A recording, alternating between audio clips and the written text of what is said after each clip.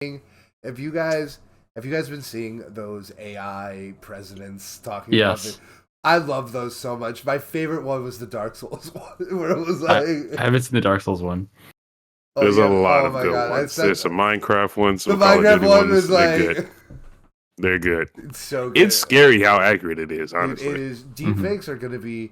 That's why, like, at this point, I refuse to use any Chat GPT, just because I know it's a matter of time until they start trying to take my job. You're Like, giving them strength. don't feed the monster. Like that's what we all say. Like, don't feed the monster. We're Well, we starting. predicted it. Yeah, we were all. We Us in said South robots are going to take over the world. Yeah, eventually. everyone was worried about zombies, and I was like, you gotta worry about robots. You gotta worry about robots, and because history is a circle, and every nightmare is just yesterday again. Nazis. All right. Like, We almost had a Nazi uprising this year. No, let me stop. Or last we year. have them all the time. It is weird. We do have them all the time. That's true. That is the only metric by which I am judging 2023. How many times do I see Nazis? Like, You guys see what's happening hey, in New you York? could do that. You could do school shooting. what's you can what's do going on in anything. New York? So apparently on the 28th, there's supposed to be a neo-Nazi hate rally attacking synagogues. Oh my god! Of Oh. course. Yeah, let me see if I That's can cool. find. Let me see if I can find the info on it. You know what? What is the KKK up to recently? Let's take a look at that. What? Don't. Let's just go to Let's look fucking at all Indiana. the extreme groups. All right, here it is.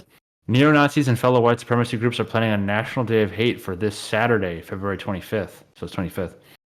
National Day of Hate. And then an That's internal memo promising. from a forum that got uncovered says, join blank, whatever the group is, it doesn't say, in a day of mass anti-Semitic action. We are calling on all fighters of truth and justice to take a stand and expose the international clique of parasitic vermin that infest our nation today. A national day of activism is set for February 25th. Make your voices heard loud and clear. The one true enemy of the American people is the Jew. We refuse to capitulate to the anti-white establishment wishes that our race be subverted and controlled by the devil's chosen few. The people demand white power. Shock the masses with banner drops, stickers, flyers, and graffiti. Inaction is unacceptable. The time to stand up for your people is today. Take Jasper, pictures we're and videos of recording. your Stop activism. reading Jasper, the hate. Like, where did you get this from? What's Love going me on? some out of Like, context. Beautiful. what the fuck? Thanks for demonetizing us. Like, Yeah, and they sign it off real cute too, but you know, Yeah. Oh, it's a whole thing. You I gotta don't make know. it welcoming. Look, all I'm saying is this: did you know that you can make napalm by easily combining gasoline and concentrated Florida orange juice? Welcome to the show, everybody. Like, This is the first episode we're Sick opening up reference, with bro. extreme groups. Your references are out of control. Everybody knows that. yeah, Jasper gets it. Jasper knows I what get that's it. from. Yeah. I know what's up. Look, all I know is the disc that is in the other room. Yeah. I was gonna say, look, all I know is that I was told to drink bleach to avoid COVID. So No, he's just here so he won't get fined. That's that all. was your I'm just here so I won't get fined. Big that was facts. your best friend. Your best friend was like, "We should drink bleach," and I was like, "Maybe just put on your mask." Like, I'm not gonna do that this time. I'm gonna put my mask on and I'm not gonna drink bleach. Yeah. I'm good. If you take the horse paste, the hat people will come and talk to you. Look, Now that's a deep cut. It's just like, why do? There's just other horse drugs I want. Like, can I trade ivermectin for other horse substances? Just hydroxychloroquine. Try it. Try it. It'll fix all your problems. I mean, Delicious hydroxychloroquine. I mean, does it get you fucked up though? Like, anyway, Purvis, let's go to the news. I haven't been able to have like an actual thought since we started recording. No thoughts. Head empty. So you ever look at somebody and wonder what's going inside their head? It's like, There's just one brain cell nothing. bouncing around like the fucking Absolutely screensaver on one of the old nothing. DVD players. Hey, but when you hit the corner, I'm just saying. it's a That's big deal. serotonin right there. That's the best. That's pure nostalgia. That's essentially what drugs do to you. They say if you watch the DVD thing hit the corner, you become king. Mm. Yeah, Timothy I don't know. the third. Okay. Anyway, Actually, though, we're a hip hop podcast, Believe it or not. so We're not a hate group podcast or a make your own weapons podcast. Yeah. you know, yet. I was gonna say, we're getting there. Anywho, getting into You're gonna get to Although, the weekly news. although we do have the there's setup more. for one of those. We do have the setup for one of those really bad jokes, right? No, Which I don't is? like A this. black guy, a Jew, and an Italian American walk into a we bar. actually. And Wow, we are a perfect group. We are a perfect group. We hit every angle. We hit every demographic. We are optimized. We're 4 quadrants. You know what that means? Networks, pick us up. Like, give us a show. Like, And we're plus, better than it's gonna than Crossfire. Yeah, I'm gonna say we're gonna put it underneath a black-owned business. I think that's that what we do. automatically gives us multiple props right there. Purvis gets to 34. That's what we do. Like, majority black owned. Like, It only makes sense. shall we get to the Okay. news, Purvis? Yes, because this is actually the first week where we have legitimate multiple releases coming out. Yeah, this is a big week. Yeah, I've been complaining how slow this year has been, Yeah, but hey, a lot. we are Really starting annoying. off. Just on the surface level, we're gonna start off with the albums. Essentially, I'm gonna come out with early releases or early announcements, I should say. Black, Slack, whatever you want to say. He has his album coming out in March. He's been doing a lot of promo for that. Some really dope stuff I've been seeing in terms of like videos of his group giving out flowers around Valentine's Day. It's just nice little stuff like that, a good little touch. We haven't seen him in a very long time, so I'm excited for that. This week we have, and Jasper, I know you are ecstatic. We have the Daft Punk 10-year anniversary, plus 35 extra minutes of unreleased music. This is Not actually a pretty wait big for deal. that to get on the internet. So, to be specific, it's the 10-year anniversary of Random Access Memories, which came out in 2013. So they're dropping a updated version with extra content. I'm so excited. So when you say updated, has it been optimized? Is it better No, I quality? mean that Okay. album is pretty much perfect. They're just adding on extra. Like, yeah, they're I think probably it's like just taking extra all stuff. the extra stuff that they cut from the main release. Yeah, Okay. your boy already ordered it. Vinyl will ship May 8th. Not bad. I'm ready. Add to the collection. I'm I have taking the- a break. I have. way Hold too on, many hold on. albums. I don't need another object fetish. I'm fine. Like, Look, you're gonna start with no. shoes, okay, and then we'll get you to vinyls. 2 boxes. We right got there. we got number 1 right here, Yeah. Perfect addition. and in a couple months we're gonna have number 2 with the clear crystal version.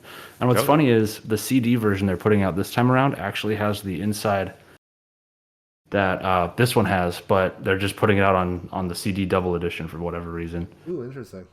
Yeah, That's actually really but- dope. they put it upside down, but like there you go. Oh, it's a piano. Not bad at all. Yo, low-key, every time I've been looking into vinyls go like really in depth. Like there's always like The extra design- stuff in the it. There's That's the only reason I posters. buy them. Yeah, for It's the vinyl, insane. crazy. The blonde one that I have, I Jesus am Christ. so upset. That would be one I would buy. I would buy blondes. I'm really that would mad be I a good missed start. Yeah, I want to get. I have a couple of them. I have a Rise Against, like one of 1000s, Mhm. and I have Good Kid, Mad City, and I kind of just want to like hang them on my wall. Like, I was Yeah, I mean- contemplating doing that, honestly. yeah, I definitely buy them more for the artistic value than for actually using them Yeah. functionally because Yeah. they're more convenient ways to listen to music at similar quality unless you're like really into audiophile gear. yeah. But Plus, you they have come with $10,000 of audio equipment. right. Right. And they come with a ton of cool extra little features and things like we said, and it's a great way to support an artist, especially if you just like stream them and they get like a tenth of a penny off of however many fucking streams it is now. So Yep. That's valid. Yeah. That's totally valid. I got no hate for that. I just, once again, I said it to Purvis. I don't need another thing. Oh, 100%. Yeah, and moving them sucks when you move with vinyl because you're Dude, always scared I- it's gonna I like collect- bend or. I collect books. I don't need to be told how much fucking moving sucks. Yeah, facts. Yeah, like, That is your choice. Look, I know. Dude, I got like 300 Blu-rays. Like, they're all under this bed. oh yeah, that's true. I forgot about that. Yeah, like, That's something I'm trying to build out is a Blu-ray collection at some point. I stopped doing it just because, like, I don't know. Streaming. Like, streaming and, like, I bought one Blu-ray last year. I got the Batman.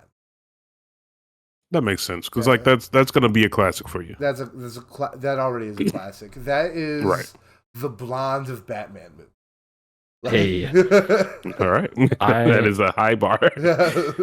Not to give too much away early here, but I'm getting some server level hardware for free to do a home server with. So your boy is going to be spinning up a little media server. Is this an update to what I think it is? Perhaps. Interesting. I don't know what's going on. Like the plan is to the plan we'll is say it to, off camera. The plan is to basically have Blu-rays to then populate a media server with, so they can be over internet. I can. I'll lend you all mine. Don't admit to piracy on the podcast, goddammit. I admit to terrorism on the We've podcast. done worse.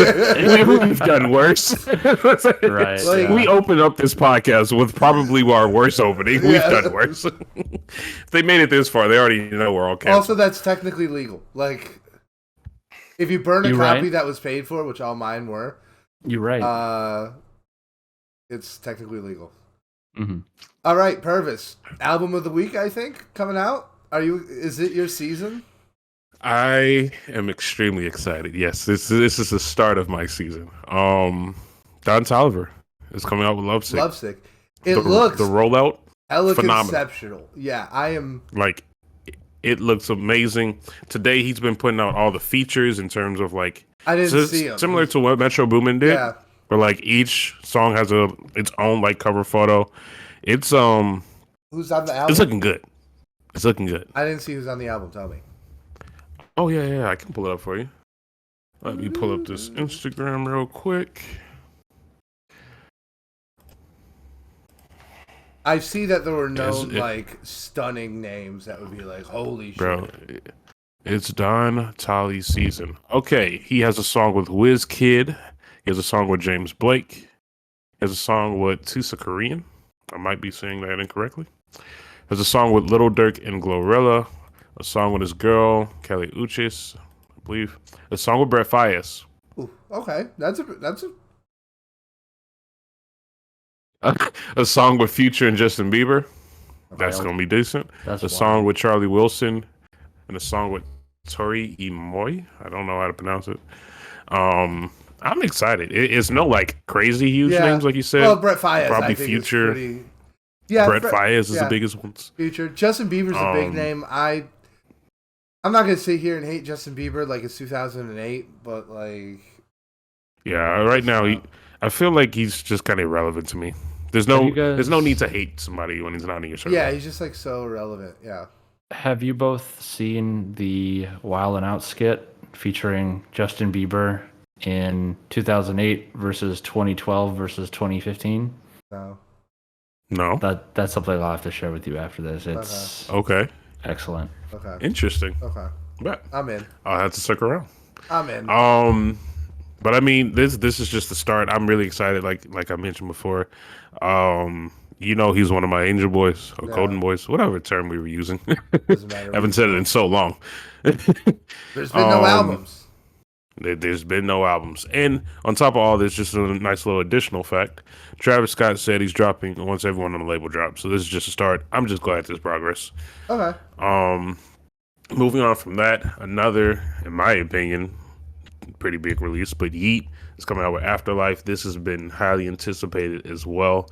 I will say Yeet albums as a structure aren't exactly the best. He's a very single-focused artist. Yeah. But we're going to get at least 5 bangers out of it. So I'm here for it. Well, Facts. When is our concert, Jasper? When are we going? It's been moved to April, so mid-April, I think. Okay, but well, that's something to look forward to, and we'll probably it'll be more like a tour album, if anything, or a tour concert. And then moving on from that, another decently big release, I would say, from Logic, College Park. Yeah. Unfortunately, his later end of his career is very tainted with 4 retirements. Yeah. But he's back. He's back. Another one of your Angel Boys.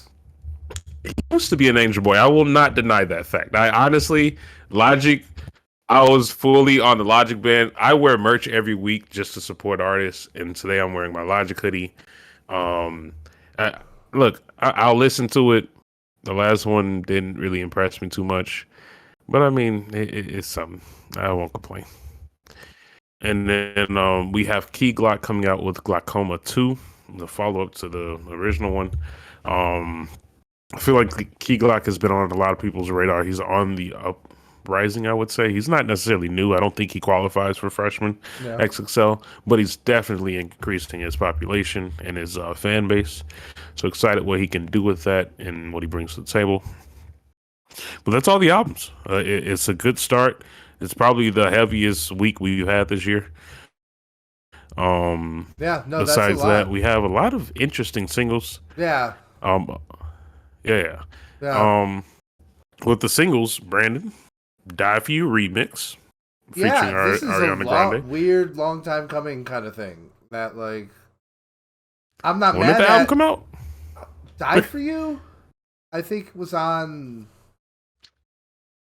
I have no idea. Like, it wasn't on Dawn FM. That's what I'm saying. So like, has anyone ever released a remix to a song on It was not on the latest album? Starboy. No. Yeah, it was on Starboy? It was on Starboy. Die For You is Starboy? Yeah. That's an old song, yeah. Which is... Okay, I'm just confused now. Yeah, I don't know why this is coming out. I'm super confused. I heard about it too, but like... What? Like... He's done maybe, 2 or 3 songs with her? Yeah, roughly? a bunch. And they're really good. I think they work really well off each other. Like, I'm not mad at it at all. I'm just like... Why? Like, why is this happening? Like, I feel like Ariana Grande was just sitting at home. It came on shelf and was like, "I'm going to text the Weeknd." probably, just like do a remix. Probably. But yeah, weird release. I don't know. Maybe it's leading up to something. I did see a couple of posts saying he's taking a whole new direction. Yeah. So I'm here for it. Interesting enough, we have Pusha T dropping a single for the movie Cocaine Bear. Dude, I am so How appropriate is this? I'm seeing this movie this weekend. I'm so excited. Why? Dude, this is a meme movie, so correct? Good. It looks so good. No. It's based off a true story. It's about a bear who does cocaine. This is my Black Panther. Like, I know you're lying.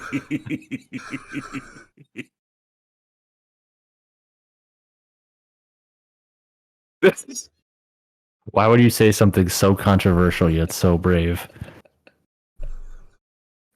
There's no shot. There's no shot. This is your Black Panther, and this is Purvis's 9/11. There's just no way. I don't even know what to say to you right now. Your reaction is priceless. Moving on. No, I'm over it. I don't care about the movie anymore. I don't care about the single. It's Pusha T for Cocaine Bear. This is perfect. This is just like when Kendrick Lamar. I'll stop. Like, nah, I was about to get up and walk off. I literally warned Brandon earlier today. If he said something outlandish, I will leave the show and just be like, I'm over it. And I feel like he's testing it. No, I'm genuinely. I love movies with stupid premises. Like, I'm a kid of the B movies, like the cheap shit you would rent at Blockbuster. This sounds amazing. You went and saw The Room recently. Yes, I did. I recently saw The Room in person. Like, I left my house and went to go see this movie. To be fair, I went across the street. Put emphasis on this. But yeah, that's this is unacceptable behavior. This movie's gonna be. I won't see this movie unless no, I just won't see this movie. I don't see a situation. You're gonna be stuck on a Southwest Airlines flight one day, and you're gonna see this movie against your will. I will literally cover my eyes with my shirt and sit in silence over watching this movie. I will sit in silence for 6 hours on a flight to whatever. Would you rather watch watch this movie? Would you rather watch Cocaine Bear or listen to Macklemore's The Heist every day for a month? Every day Ooh. for a month? Just Ooh. once. Just once. That's not even fair. That's not comparable. Isn't it though? Fine, you have to listen to it for But twice the length Purvis, of Cocaine Bear. but Purvis, it's the return of the Mac. They can't hold us, Purvis. I don't want to continue recording. That's almost like I 10,000 just- hours worth of Macklemore. We have such a good episode, and it has been absolutely ruined in the first 20 minutes. We've talked about 20 terrorist minutes on the groups, doubt. we've talked about bombs, and we've talked about Cocaine Bear. There's no structure. I'm having a great week. What are you talking about? Moving on, we have something much more impressive. Lil Wayne featuring DMX releasing a single called "Can't Nobody," a rollout for That Carter bear has 6. done more drugs than Lil Wayne has. Lil Wayne doesn't even have a voice anymore. I promise you, he's done more drugs. Anyway, moving on from that, Stormzy featuring Rima, Hide and Seek remix is coming out. Excited for that. My guilty pleasure, and I know you're gonna hate me for this. I actually want to listen to the Little Pump featuring Smoke Pump song, Tesla. I don't hate that. I'm going to be less bigoted towards this song than you were being about the Cocaine Bear song. No, absolutely not. I'm okay with the song, but we're not gonna sit and compare Cocaine Bear to Black Panther. It's not necessary. But I will say, my guilty pleasure is not Little Pump, but it is Smoke Perp. His first album is phenomenal, in my opinion. So I'm excited for this to come out, even though Little Pump is Little Pump. Is this one of the people we would throw in the river that we were talking about before? Oh, we didn't bring him up, but yeah, probably he's a river rapper. We would throw Little Pump in the river. Okay, but moving on to the news, we don't have a lot of news, but it is something that I wanted to highlight. Well, two things I want to highlight that actually is occurring recently. First one, Lil Yachty. After the album release, he's still in the news. He has done an interview with Drake. It's supposed to be promoting, I believe, the new sunglasses that he was talking about on Instagram, which look decent. Yeah. But more importantly, what everyone's paying attention to is Drake hinting at the end of his career. Yeah, that's interesting. Is it? He has a pretty packed discography. So, if he ended, It's a long.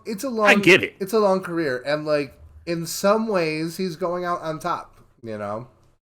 So people would argue that. Yeah, That's the crazy no, there part. are Somebody argued that with me today. there are some ways. There are some points. The thing is that it's not like he's Kendrick though. He's not undebatably on top. Yeah. That's the thing, right? Is that you can make some arguments that he's the most popular artist in the world right now, therefore going out on top. But it's debatable, unlike some other rappers. Yeah, I was gonna say. I guess it depends on what you value in the music. 'Cause he is the most decorated, most popular. But you're right. It's not Kendrick. Yeah. I don't know. I'm interested to see if he does one last album. I don't really understand the concept, and the reason I wanted to bring it up is because Logic is dropping an album this week. What is the purpose of even declaring retirement in this type of industry? What does that even mean? That's a really good question, because we talked about it a month ago when we did our Rappers Over 40 thing. Is that I think there's this belief that hip hop is a young man's game, and that's certainly true to an extent, but I think people really model it off of a sports career, and It's not the same, right? Right. You can make great hip hop into your 40s and 50s, it's just that it's kind of untested waters because the genre is so young. Yeah, it's true. And when you get to that point in your career is where it's only so much more you can share. But I wonder if it's just Drake is just done with his situation. He's super popular, but is he well liked? That is an interesting question because I feel like, and again, this is something else that is sports related, but somehow music and sports always kind of get connected and compared. Yeah, they But do. like, it's very interesting. You watch someone, quote unquote, rise to the top, and they immediately just start receiving random hate. And so, regardless if you're talking about either some kind of sport like LeBron, or whether it be music like Drake, I just feel like it. Once people kind of make it to the top, they start receiving. I don't want to say unjustified because there are some valid points on why Drake isn't necessarily good, but I feel like they receive He's just additional overhated. hate just because Yeah. they're there. Yeah, he's like he deserves some hate, but you think he's overhated. Right. Yeah. Right. And Yeah, in most cases, it's just not really like for what. That's what I'm getting to because I feel like once you reach a certain level, and I feel like the topic that we're discussing, that we're gonna get to eventually, it's really like 2 or 3 steps away from like what's a classic. So like to be on a Mount Rushmore, you have to reach a certain level of success, and I feel like people so easily dismiss like what you accomplish in your career just because you're at that level and they want to compare you to other people when like there's tiers to this, like there's levels to this. I feel like so I agree. I agree totally. You know, my thing is that like, you know, the thing is that like, I don't know. I just feel like Drake is. There's an asterisk next to it. You know what I mean? that's fair. There are plenty of rappers who could just make the claims he does. But yeah, I guess we'll get to that when we get to the actual conversation. Personally, I think he's probably wants to do other things. He's made his money. That's probably That is true. He has no reason to continue yeah. unless like this is something that he And desires. like, you know, like as much as I liked Her Loss, like, do you think he has like a something worthwhile to add? Like completely decommodified. Say, is there anything more in the tank? Is like yeah, and Jasper's shaking his head because like as much as I enjoy some early Drake and even Her Loss, like you're not gonna get early Drake back. You know, like, that's the thing. You know, like imagine if J. Cole said he was retiring. Okay, I'll be mad as hell. Yeah, you know, he has a similar catalog. Right. You know, in terms of size. Yeah. You know. In terms of success. Yeah. Definitely. So yeah, that's my thought on it. Okay, fair enough. But yeah, we'll end up circling back. Do you have anything? I mean, anybody who watches this podcast knows how I feel about this exact situation. I mean, you can't have it both ways, right? Like you were just talking about Kendrick and Drake. You know, if Drake did choose to, you know, pull out all the stops and really wanted to end his career on like a defining album or a defining piece of media, he would inevitably, I think, lose the popularity crown, because to have a voice that has something legitimate to share is going to always alienate some people. Whereas, you know, commercially, he's on top. So he can take that and just kind of, you know, exit stage left and move on and do something else. But yeah, I just think creatively there's a bankruptcy there because he can't afford to stray in any one direction to, you know, make something that would be considered critically really good and have something genuine to say without it hurting his numbers, because there's inherently an imbued kind of intensity or seriousness there that his audience just isn't looking for.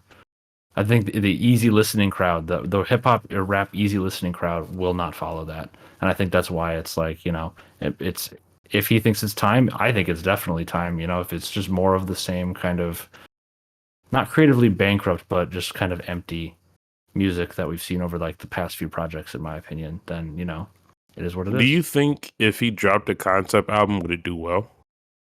Based off of like what you just said, because like a lot of his listeners may not receive a concept album.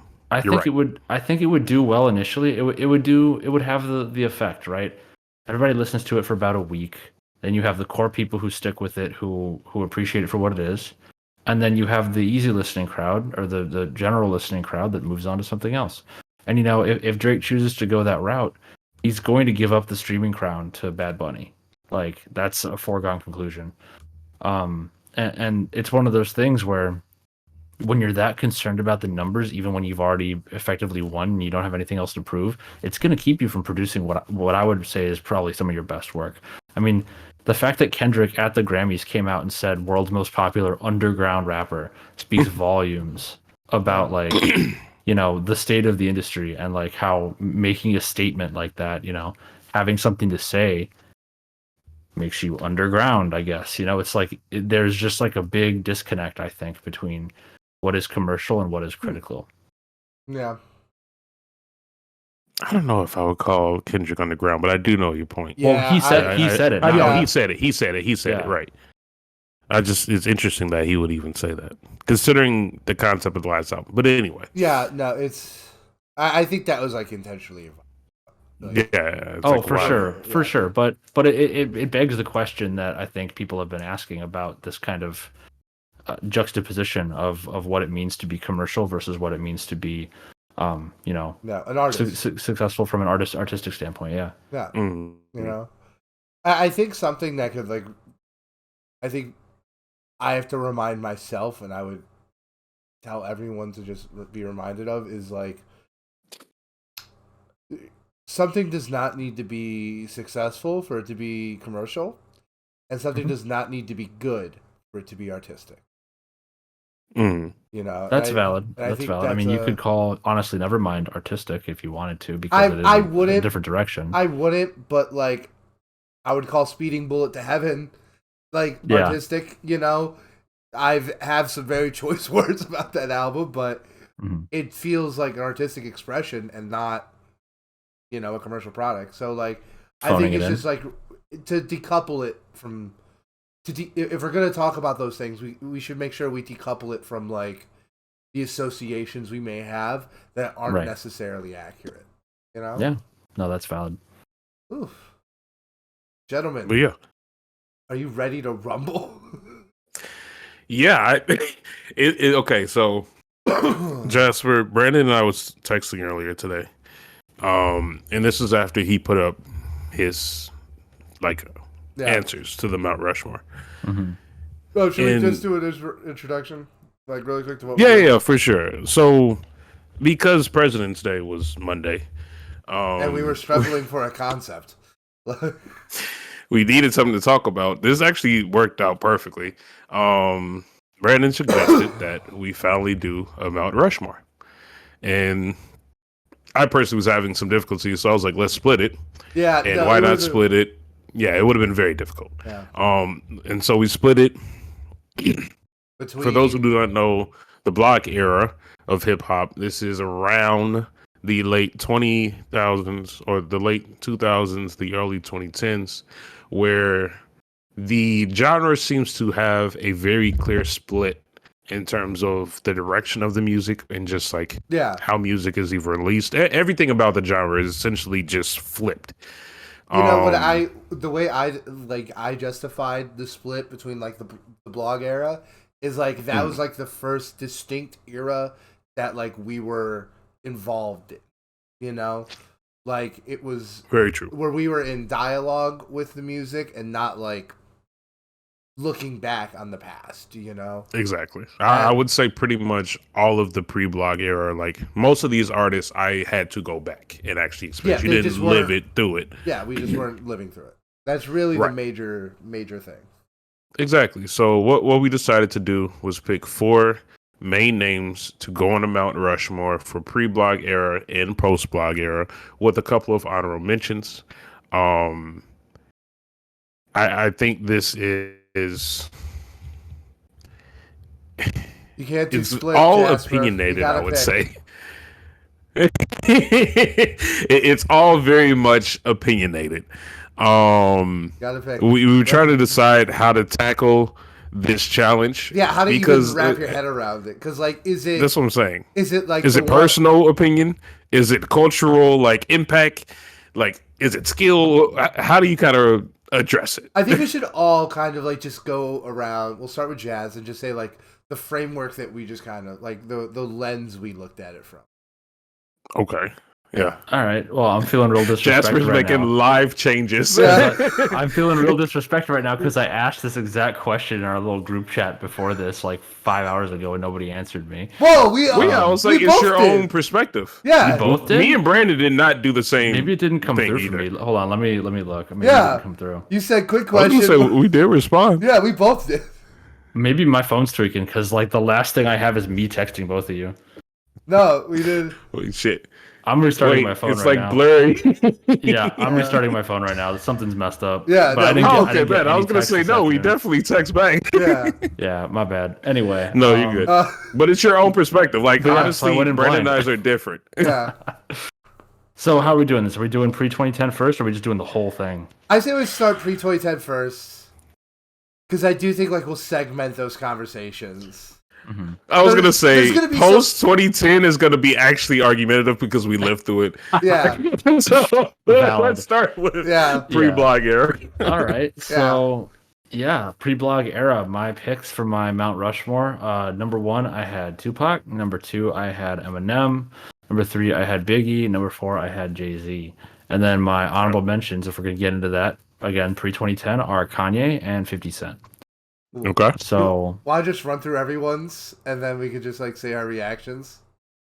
Wait. I want to know. Wait, before we run through everyone's, Okay, cool. each one I want to understand like yeah, just the questions, basic- comments, vicious attacks. Yeah. the thought process. Yeah. Like thought when, process. you, when you actually sat down and you picked all 4, like how did you actually approach it? Are these people you actually listen to, or is it like, okay, I know their impact, I got to include it? Because I'm mixed. So for me, I would say I actively listen to, at least in some capacity, everyone who I picked. That's part of why I didn't pick Nas, even though I'm aware of his impact and how skilled he is as a rapper. But I just don't listen to his music enough to, I think, have a valid opinion or be able to articulate why I would pick him.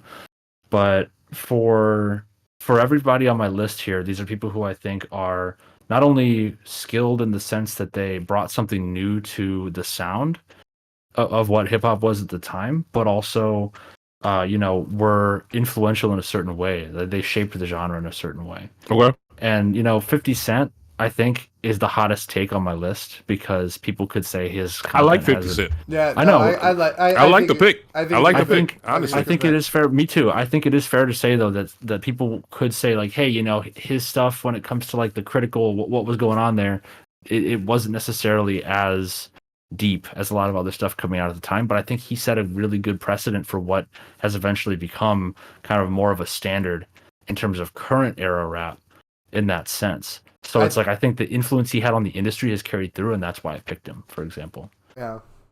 I love the pick. I'm not gonna lie. Yeah, the 50 Cent as an honorable mention, I do like 50 Cent as a pick. I was gonna include him, but it's a lot of big names. Because like it's a lot, yeah. Pre 2010 is a larger span in terms of like when hip hop started to that date than it is for the post blog era. It's a lot of things to tackle. The one question I did have, go on, because Brendan and I talked about this earlier, and we were gonna get into it, but I was like, we gotta wait for the podcast. I think you've made a great decision where Kanye is both one of the only artists, I think, that could go in both pre and post. Mm-hmm.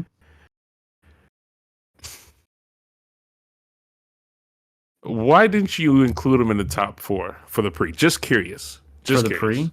Yeah. I think because there are, when you look at the others who dominated the space at the time, Kanye really did what I would say is his greatest work to shift and influence the culture around the start of the blog era. You see, I mean, Graduation, I think, is an album that hasn't aged the best. I think it's one of his poorer in terms of how it's aged relative to the rest of his work. Insane take.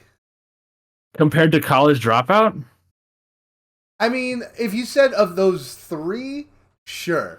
That's what I'm saying. Of his early work, of his first 3. Of just those of the trilogy. 3, maybe. Of the trilogy, I would say that one has aged the most poorly because it is the most commercial. It's designed to be big arena jams.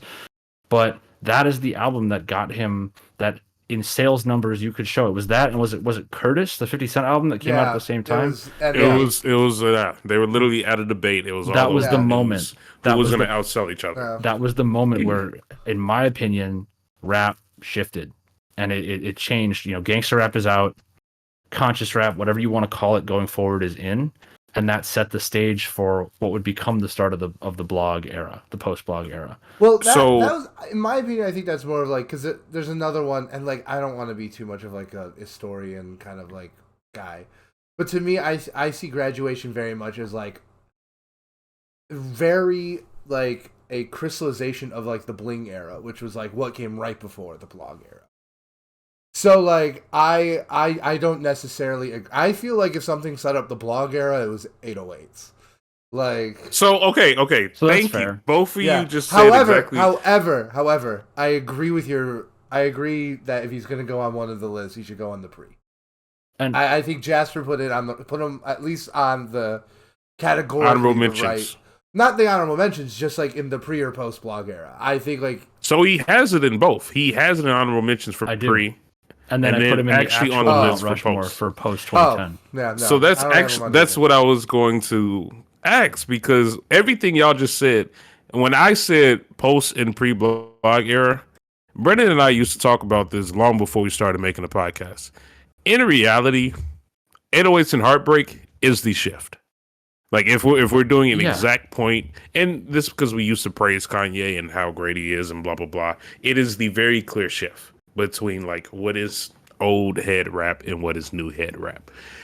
So it's interesting having Kanye on the post but not the pre, considering everyone loves the trilogy in terms of like the college dropout, late registration, graduation.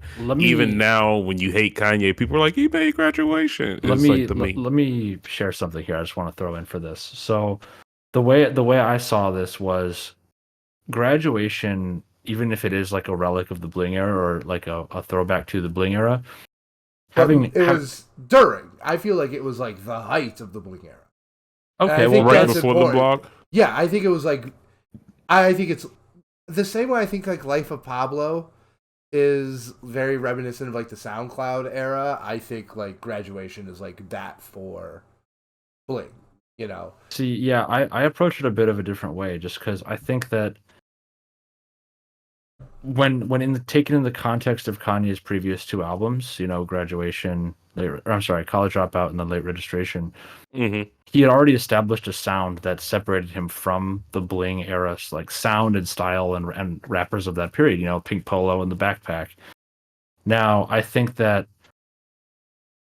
Graduation for me was just an album that used the bling era that had been established as a tool to just really catapult him mainstream, but it didn't necessarily carry any of the actual sentiment or any of the actual kind of braggadocious nature. The structure, the concept, all of that.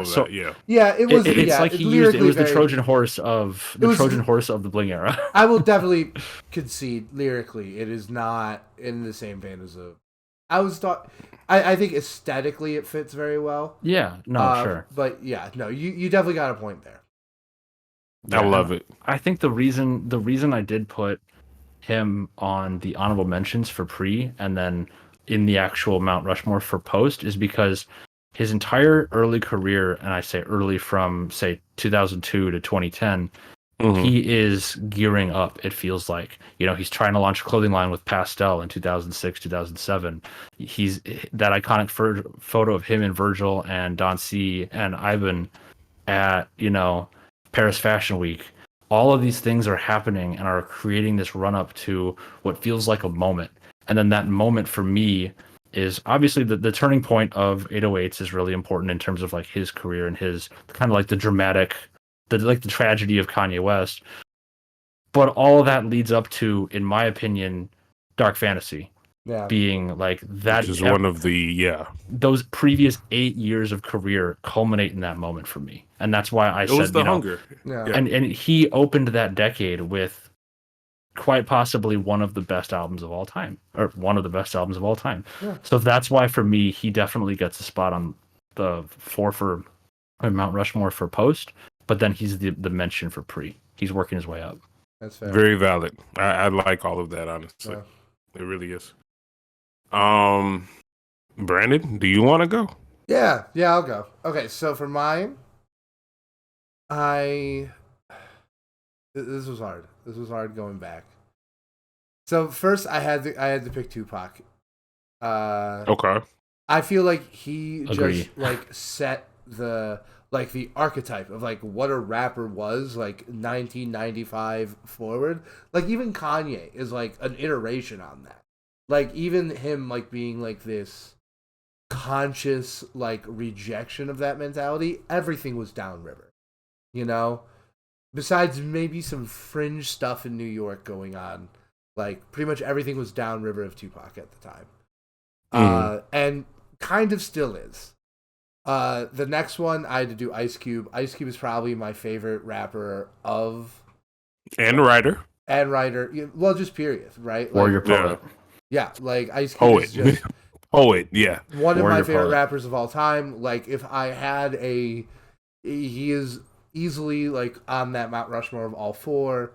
You know, the work he did it with NWA, America's Most Wanted, all this shit. Like, need I say more? You know, about Ice Cube. Now, the third one. Yeah. Who is this? You don't know who Reverend Run is? I have to I do don't- some research. I don't know who this is. He's I don't know his real name. But he's Run DMC. He's one half of Oh, well then Okay. yeah, I know Okay. I know He's that. one half Okay, of Run I, DMC. okay. I didn't know that was the Okay. actual name. And Okay. it's just like Okay. you know, I would say what would we be here without Run DMC? Is there anyone farther down on the family tree of hip hop than Run DMC? I needed an update because Yeah. I saw the name and I was like, "This isn't clicking And, like, immediately," and I'm like, I really do think Raising Hell is the first great hip hop album. I don't think Adidas would be here without Run DMC. Yeah, also that, but they also This is have true. Europe. That filthy but land even of still, degenerates. DMC definitely impacted it. Yeah, but yeah, no, Okay, they have the okay. first great hip hop. I will give you that. I will give you that. Yeah, and then the last one is I wanted to pick someone who I thought like carried the torch from the pre-blog era, and like I think he can kind of go in both, but I think we both agree that he really ran the pre-blog era. He really was like the greatest rapper alive when the pre-blog era happened. Greatest rapper alive. He said himself. Yeah, when the blog era hit, he was the greatest rapper alive, and it's Lil Wayne. You know, like I think the Carter 3 is a masterpiece, like one of the best hip hop albums ever. Lil Wayne is a genius. Yeah, I think the Carter I'm just 4 gonna say has it. aged well, but is a big step down. But like I think it's aged a lot better than people like gave it credit for. His insane run of mixtapes, everything. What need we say? It's about a Lil flawless Wayne? run. We've been trying. It's a flawless run Me and Travis have been trying to do a Lil Wayne episode for a while. for a very long time. Yeah, like we will eventually get to it. But like I gotta say this. Like everyone says, Purvis said this one time, and it was the smartest thing I ever heard. I'm gonna say, and due to recent events, it is now like just in the holster at all times, and that is like fuck the old Kanye. I miss the old Lil Wayne. Yep, that's really what I miss. And also, like, I'm just gonna give away the goat right here. I didn't include Kanye on any of my mountains because I don't think about Kanye. He did not cross. Like, I was so heartbroken about what happened at the end of last year. I just casted him from my mind. Yes, had we done this a year ago, he probably would have been on one of my mountains. Probably this one. Interesting. But I just, it's not even like I didn't make a conscious decision to like leave him off. I just don't care to think about the dude anymore. Like That I did understand. I feel like that I understand, but for me, it's like the current era. I feel like only exists in the way it exists because of his contributions. And I think it's, for me personally, it's impossible to separate the two. Having grown up through it and seeing how he has shifted and changed the landscape for so many things in so many ways throughout culture, it's just like I couldn't split it. Just because bad things have happened, the impact is always going to be the impact, unfortunately, regardless of whether or not we like it. I mean, the thing is, and I was telling Brandon this earlier. I understand the concept of him not being really in our circle right now, because even myself, I don't go and turn on a Kanye album, and that's a big deal to me because I would just do that casually without thinking about it previously. Yep. And even with that being said, yes, he is completely canceled now. He has said some ridiculous things. He should have been canceled years ago for saying slavery was a choice, for wearing a Magna hat. Like, the list goes on. So with that being said, I'm able to separate the artist from the music. Brandon, the amount that we talked about Kanye. Yeah, no. I just don't see how he could not be on the list. Just didn't cross my mind. And like you say, like, oh, it's hard. I'm just gonna say this, and this might be controversial, but whatever. They say it's hard to like separate him from his impact on the culture, which is ubiquitous, right? Like, that's objectively true. But no, it's not. I did it very easily without even thinking about it. Like, so you genuinely did, and then once I brought it up, you was like, "Oh yeah, Kanye, I'm not gonna bring him up anymore." Yeah. Like, I mean, I don't think about I Kanye. think, And I think it comes down this to could change in the future, but yeah. I mean, I think it comes down to like personal taste and attention too, because like Kanye plays a really pivotal role in a lot of hobbies that I hold outside of music in like a way that is, for better or for worse, cemented. Whether it's sneakers, fashion, general like artistic culture. I mean, you look at the wave of like Croc style shoes that's emerged recently. That started back in like 2018 with the foam runner shoes that he released. It's like the impact is everywhere. It's just like you have to know to identify it. That's something that's been very easy for me just because of the circles that I kind of travel in. But it's just it's a personal thing. Yeah, it is personal, which is why like I'm not going to come at you two for putting them on. You know, it's just it's just, you know, because on one end, like it is like, yes, it is true that his influence on the genre is like undeniable and massive, but on the other end, like none of the artists that we have on here are here because of Kanye. Directly. I disagree. I fully disagree. I put at least one or two. You don't think that those people? I'm not talking about like the way they broke into the industry was Kanye. I'm talking about how they have a unique artistic vision that stands on its own from Kanye. I don't think Travis would be commercially successful without Kanye's sound. That's not what I'm talking about. What do you mean then? I mean, like when I listen to Astro World, I don't think like, oh, this is like some remnant of Kanye West, you know? When I listen to Kid Cudi, I think that these guys have an artistic voice on their own that is not reliant on Kanye. Okay. It might be downriver.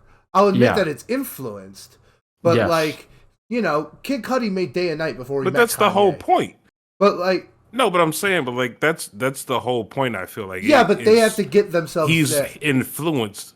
I get that. I do understand. They needed the groundwork to get there. No, they did the work to get there. Right. Like, that's what I'm saying. They had to do the groundwork to get where they were. But I still feel like, and I'm sorry, there might be 3 other names that I put above Kanye on every single name we list here. Like Kanye is debatably the most influential person of any, like, it doesn't matter if you're talking about fashion, it doesn't talk about music, like it doesn't talk about like the industry. We would not. Tyler the Creator is influenced by Kanye, Travis Scott, Kid Cudi, Childish Gambino in a sense, Juice WRLD, Chief Keef. Like all these people are trickled down in a sense. Yeah, I'm not saying they wouldn't exist without Kanye. Yes, but like all artists have artists that they're influencing from. Run DMC was as influenced by rapper I don't know from the 70s as, you know, like Right. You know what I mean? But yes, but I just disagree. I think these people have like artistic contributions on their own. I don't. First off, I don't give a shit like if their commercial success was reliant on Kanye. That's certainly true for a handful of the people on this list. Yes, and a handful, right? And go ahead, Jasper. Sorry, I just want to say, I guess the middle ground then between like the whole commercial thing and then the whole like artistic merit on its own thing is that we live in a world where we're never going to know what these people would sound like if it hadn't been for Kanye's influence at some point in their careers. So that for me is like a way of kind of synthesizing where it's like, yeah, you know, there's definitely artistic merit there. There's definitely potentially commercial merit there as well. But the fact that they have been influenced at some point in their career has changed their sound in a subtle way where even if it's not necessarily recognizable on a new project or an existing project, it's going to be there. There's no way to discern it. Yeah, I guess that's fair. I guess like it comes down to like a broader philosophy I just have about art. And that is that like all art, whether we're talking about a novel, a painting, a song, a movie, anything, a shoe, it's a alchemy of influences. It is putting your influences together and like seeing what happens, right? Yeah, of course. That's all art. And it's like, yes, I understand that like Kanye is an ingredient pulled off that alchemy shelf a lot more often than others. But like he's not the person putting all these influences together. And that is what results ultimately in what, their impact, Once again, like, Kid Cudi wrote Day and Night before he met Kanye. Like, yeah, he was influenced, but, like, that song was going to exist whether Kanye gave him the time of day or not. And I think that's one of the top 10 best hip-hop songs ever made. Would we know that song without Kanye? I heard about it before. Genuinely curious. I mean, it was already on Dat Piff. So that song, specifically that song did already get successful popularity wise because it came out in 2007. Yeah. But on MySpace. But the question here is not would we know the song without Kanye. The question is if Kanye had never been around for his first two albums to influence Cudi, would this song exist at all? And that's something we can't measure it. It's not something we can you can't measure it, which is why I think like I don't even know like what I'm arguing. It's just like it's just that like I see what you mean. There's artistic merit outside of Kanye's sphere of influence. Right. Like all things are influenced, right? Like this is true. Like so that's why I think it is like all these people, there's elements of them. And some of these people I think would be here straight up without Kanye. Like I don't know if Taylor Swift would. So that's a good one. That's good. But yeah, if any one of us put Taylor Swift, I would have just deleted the whole page. Just get rid of it. Well, this is a hip hop podcast. Delete the whole page. I was more worried. I'm like, is Purvis gonna put Frank Ocean? Is there gonna be an R&B artist? I'm not gonna put Frank Ocean. I wouldn't do that. Not a qualifier. All right, Purvis, why don't you do yours now? Because I'm done arguing Kanye. Okay. I think we can talk about everything else now. Yes. We've gotten past that point. It's funny because like I was just thinking about this earlier, Jasper. But before you joined, before we even had a podcast, Brennan and I, there was multiple times like we would be talking and we'll be like, dang, we need to talk about this in person. We need to like really debate this. Like we need to like go deeper in. And like earlier today, I saw you didn't put Kanye. I think we texted for like a good 2 hours nonstop of just like, but like all of the text was like, we'll make a point and then be like, I can't expand on this. I'm going to say it later on the podcast. Yeah. It was eating me alive because I'm like, bro. As the token Jewish man, I will be the first to acknowledge Kanye's impact, regardless of his current status in pop culture and his real shitty takes on a whole lot of really awful things. Yeah, I just don't. Awful person. I just don't fuck with fascists and like. I agree. No, I agree. I mean, we're all in the same boat, but I know you, Brandon. I've known you. For years. Dude. I can't believe you didn't put Kanye. I can't fathom it. Hard enough as it was. Like, I'll say there's a lot of good names. I'll say this. Here, it's not like I'll pull an OJ and say like if I would have put Kanye, he probably would have taken Lil Wayne's spot on mine. Valid. But nope, they didn't even really think about him. Like,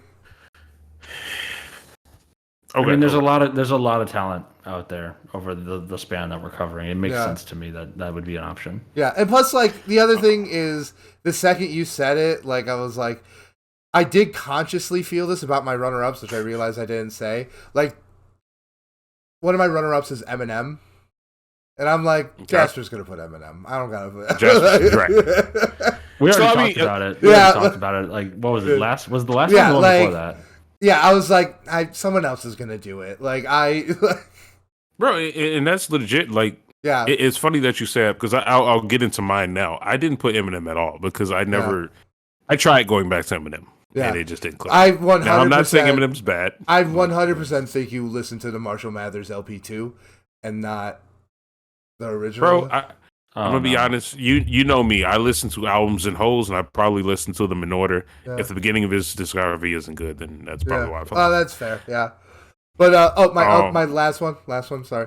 Yes. I didn't want to put him on because I already had another member of NWA. And, like, one of the reasons I had to have Andre 3000... probably my third honorable mention is because I'm like, Jesus Christ, this is like all groups.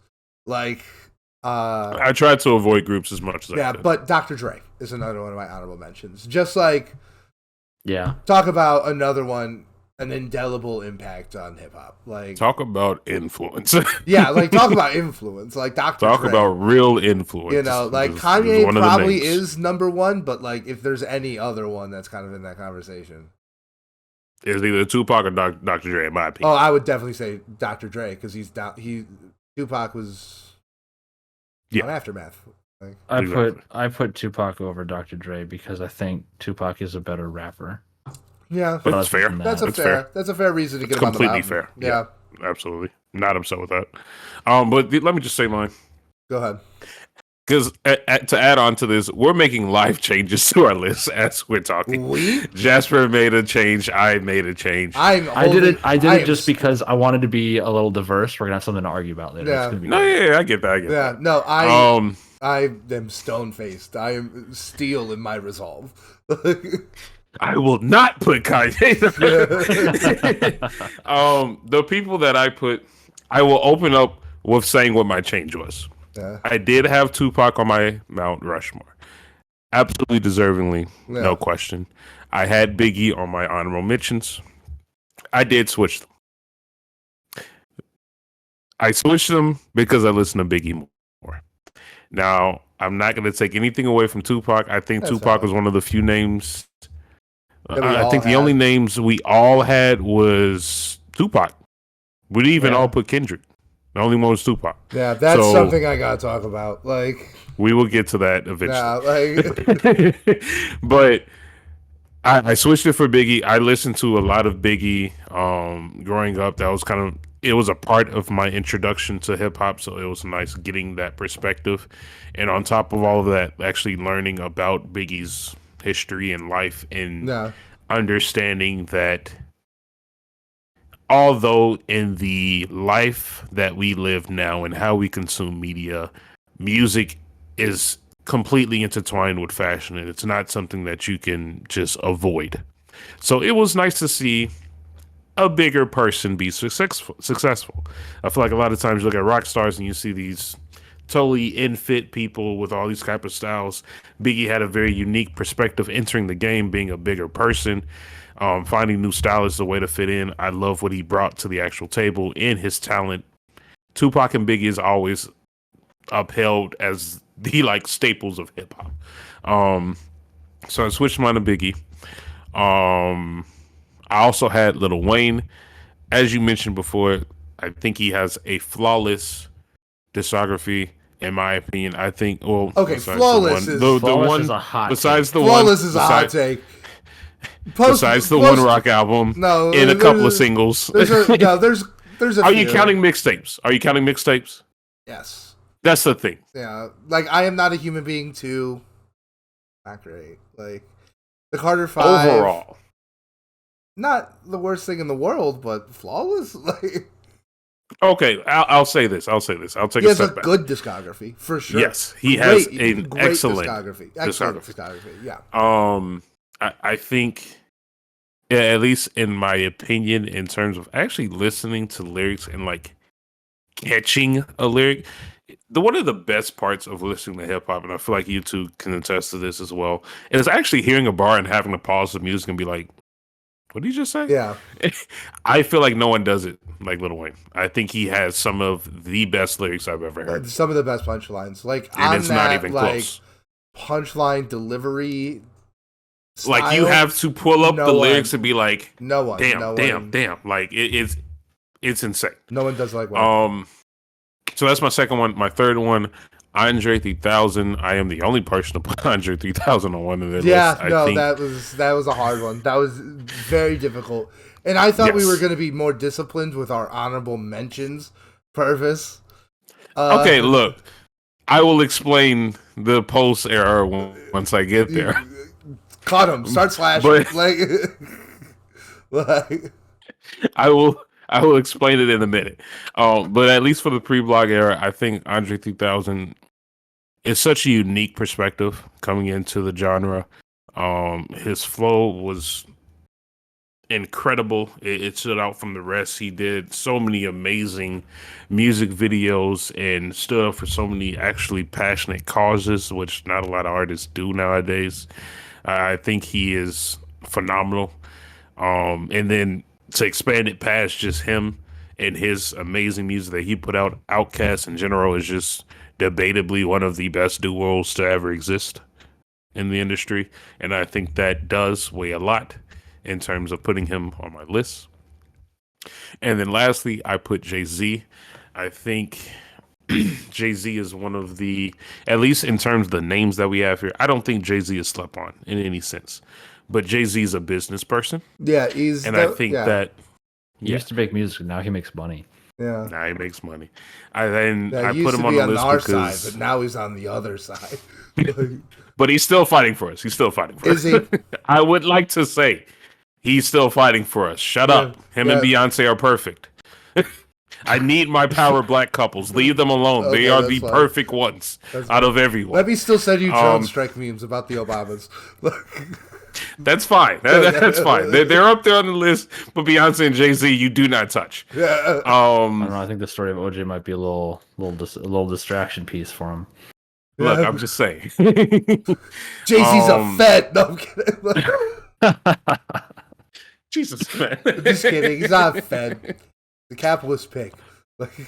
Which is I'm okay with. I went to business school. No, I'm just playing. But yeah, honestly, Jay-Z, he has one of the most well-known discographies. What he's brought to Incredible the table discography. Expands past music. Like I said, Reasonable he is an doubt. actual business person. He's a businessman. Not a businessman. Right. He's not a businessman. He's a businessman. I think that alone kind of cements his place within the genre. And I feel like without Jay-Z, we don't get a lot of other names, such as Kanye, who is debatably, as we said, one of the most influential. Yeah. Not saying Jay-Z made Kanye, but when you sign to Rock Nation, you kind of get a little leverage. Without either of them, you don't get Fellas in Paris being performed 11 times in Paris. I mean, who beats that? 46 minutes of that song on repeat. Hey, if you were there, would you have complained? I don't know. That song gets old. It's a great song, but I think Watch the Throne. It would get old. Watch the That was such a moment. It was. Yeah. I remember Watch the Throne seemed impeccable.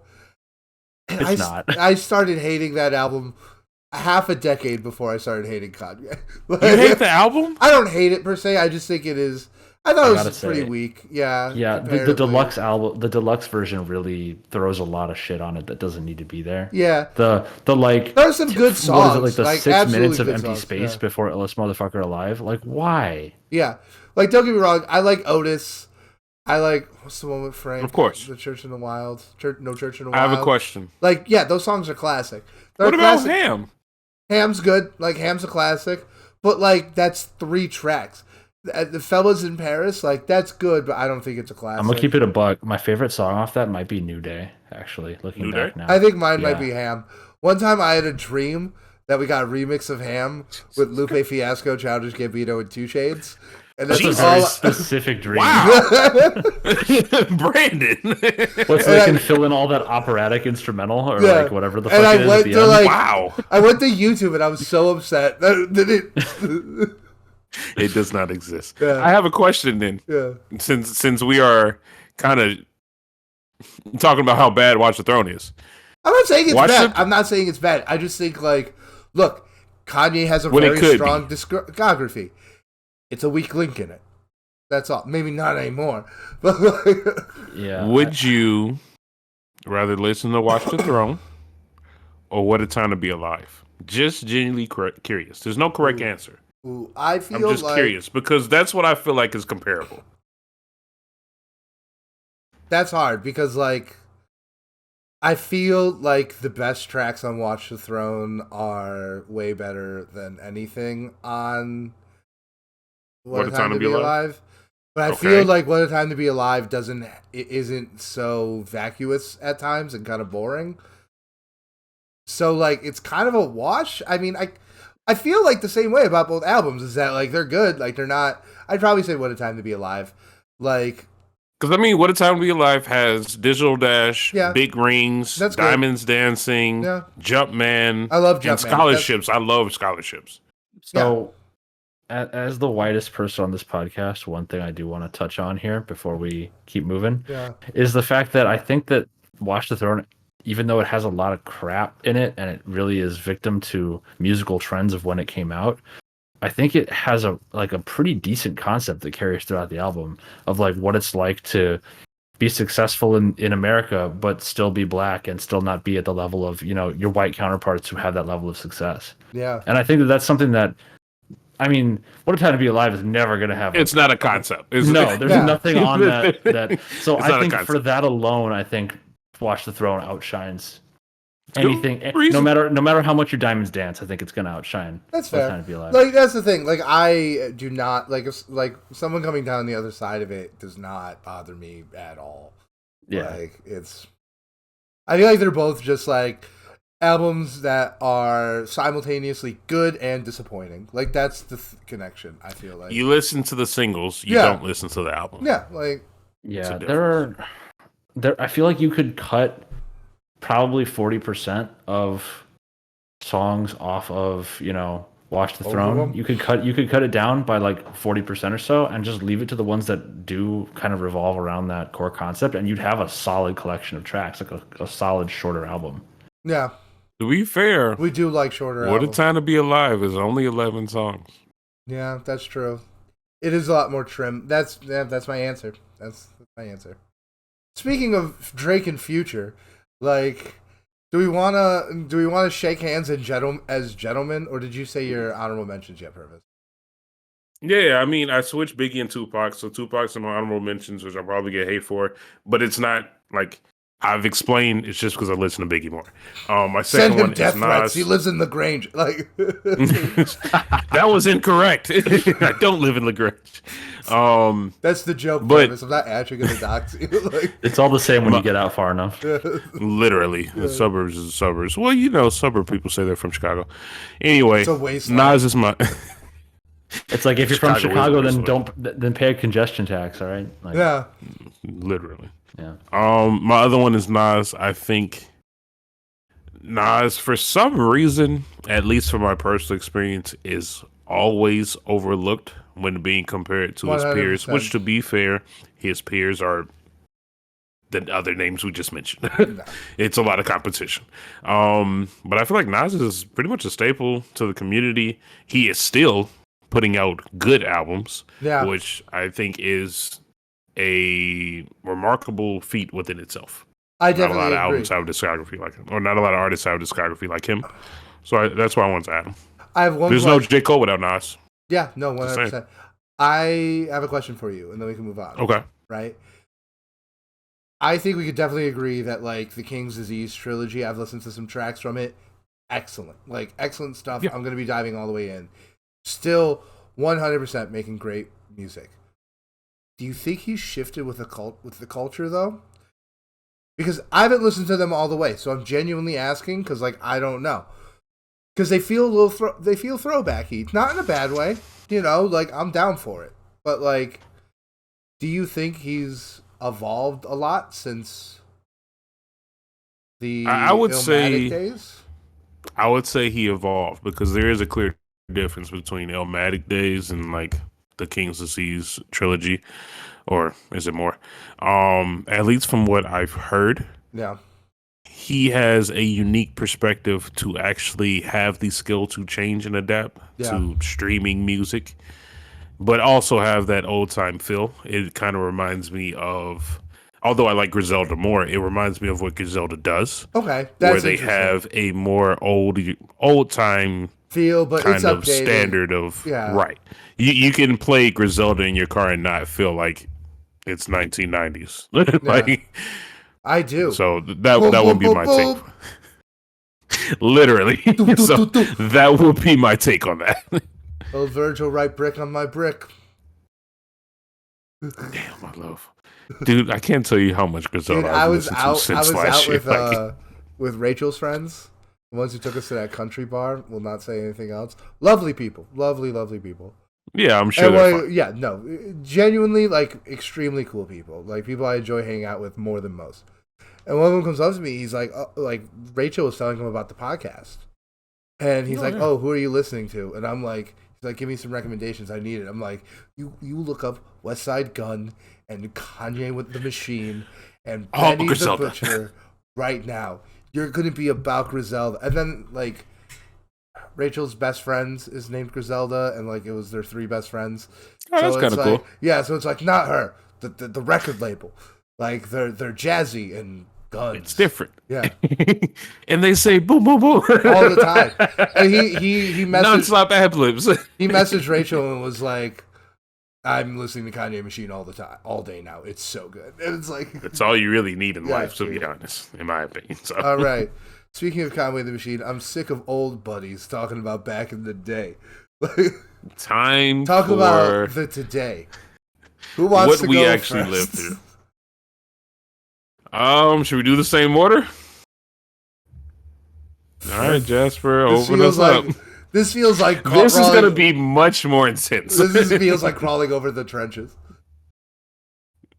So this was tough for me. This was tougher than the last one. We already talked about Kanye. He made the mountain. The rest of my mountain is Tyler, Travis, and Kid Cudi. And then my honorable mentions are Childish Gambino and Juice WRLD. Questions, Okay. comments, vicious attacks? No, I'm impressed with the Gambino. I thought that was a wrench I was throwing into this. So But I we- understand Kid Cudi. I know, like you love Kid Cudi. I understand Tyler. I know you love Tyler. yeah, Mhm. I'm okay. I'm okay with that. I totally am. Okay.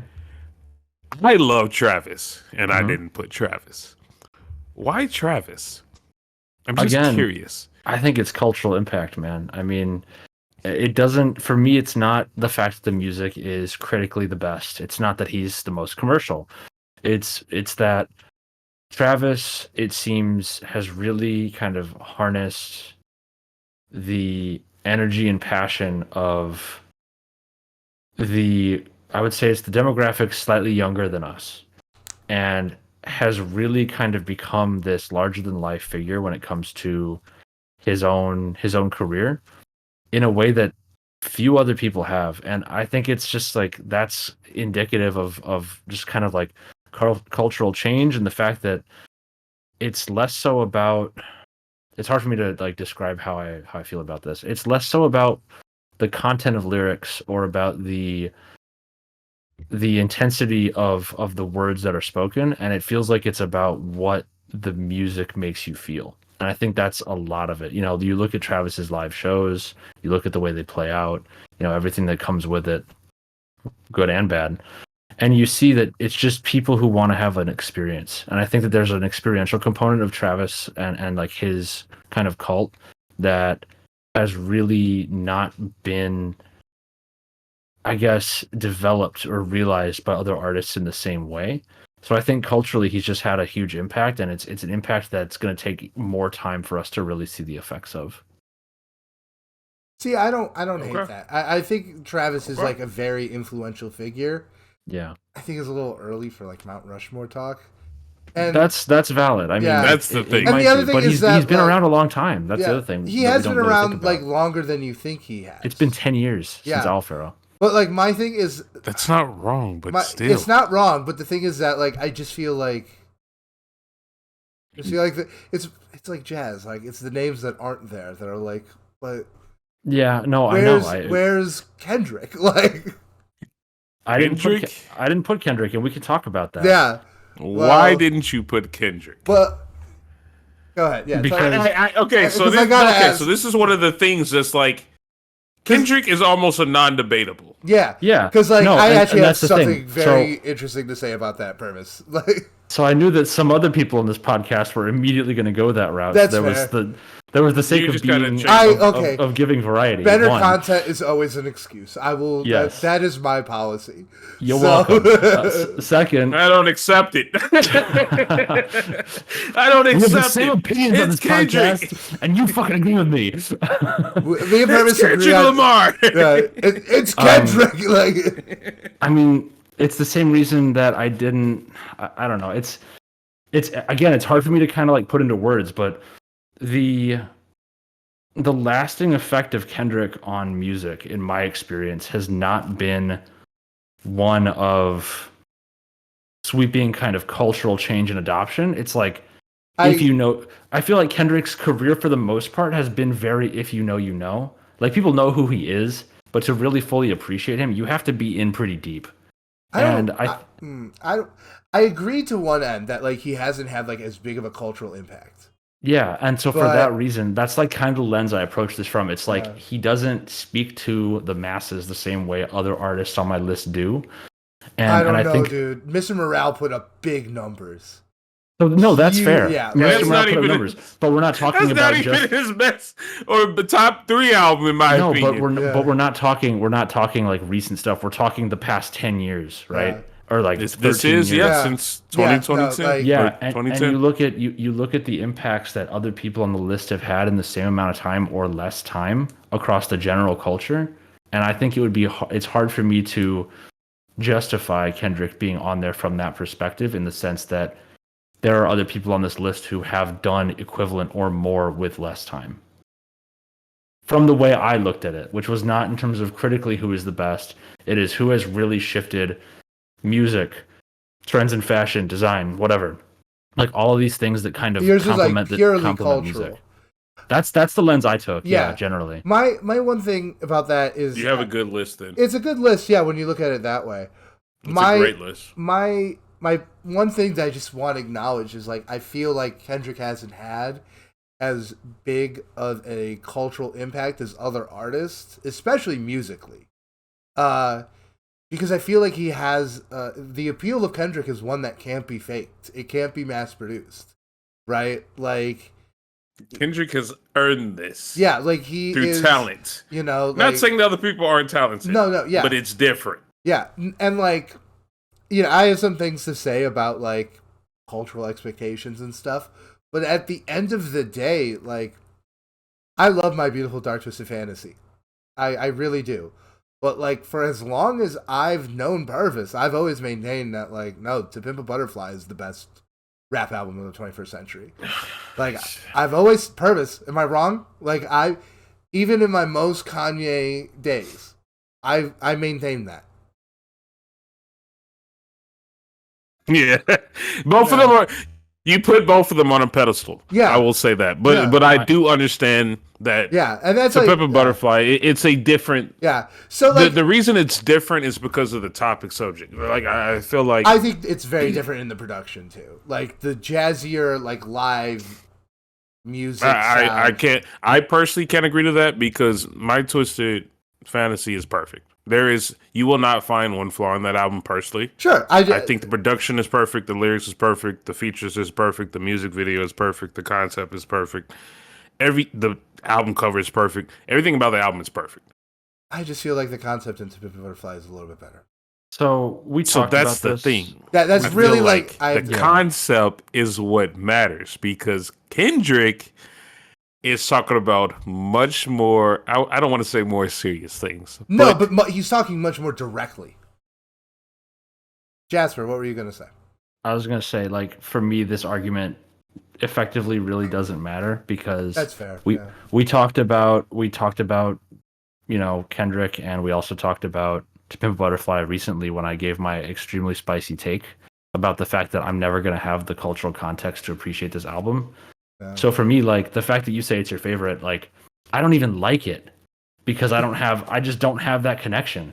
Like, I like Good Kid, Mad City better than I like To Pimp a Butterfly. I do not. I don't think fine. that's a crazy take at all.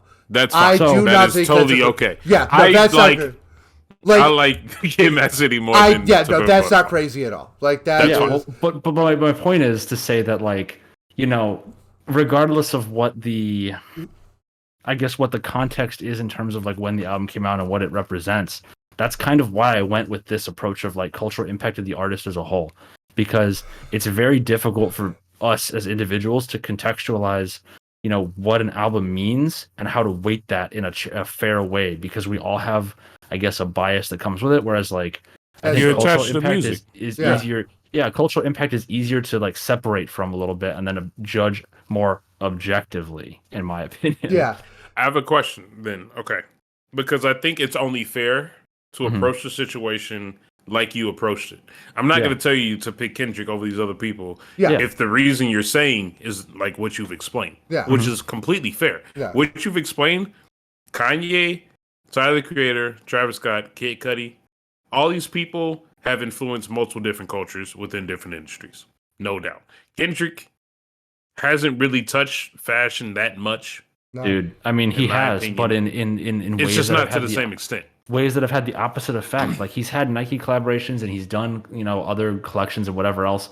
That's like what I know of his career, and they have not been. It's not the same level. It's not at the same level. It's not even comparable. Specifically, Kanye, self-explanatory. Tyler has his own shoe line. I mean, company line with fashion, shoes, freaking nail polish, cologne, you name it. There's no doubt. Plus Travis Scott, also the effects of Odd Future, just in general. Yeah, that's what I'm saying. Like, there's no doubt. Golf wing, all of that. Travis Scott, the most desired Jordan like you can get. The brand in general. The McDonald's collaborations. There's Fortnite collaborations, etc. Kid Cudi, again, self-explanatory. Kid Cudi saves lives. There's no Travis. There's no Travis without Cudi. Travis says it himself. There's also no Lil Uzi Vert without Cudi or Juice WRLD. So, which is exactly what I was about to go into. Because your honorable mentions, I don't know if you said it, was Childish Gambino and Juice WRLD. Yes. I have a bone to pick with both of you. Oh, here we go. Juice WRLD, I'm sorry, is unacceptable to be, in my opinion, to be on a Mount Rushmore. Really? Even as an honorable mention. If you're saying Travis Scott and emotions that he brings out of it, I would put that more towards Juice WRLD. Yeah. So I'll give you that. But Juice WRLD died before he even reached his peak. That's the point. Sure. I see. The thing is, no, absolutely not. Juice WRLD has not put out enough by himself. What he put out to actually even make it on this list, I don't think he's considered at all. I think he has a great impact. I think his potential is off the charts. Yeah. He did not reach it because he died, and I'm sorry, but that's just the facts. No, I do not understand how Juice WRLD is on this list. But that's why I did it, because for me, what he achieved in such a short time and in such a limited scope is so unbelievable. Yeah, that I had to do it. I'll go deeper with mine when I get to it, because I have them a little bit higher. But it's a very similar justification. Is that I thought about it? Yeah, I thought about it, and just like, again, the influence, the energy, and the excitement that came with Goodbye and Good Riddance, just as a project. And he has two albums out before he died. Yeah, 2 albums. How many albums? How many albums does Frank Ocean have? And he's your favorite artist, right? One of them. It's more than 2 albums, actually.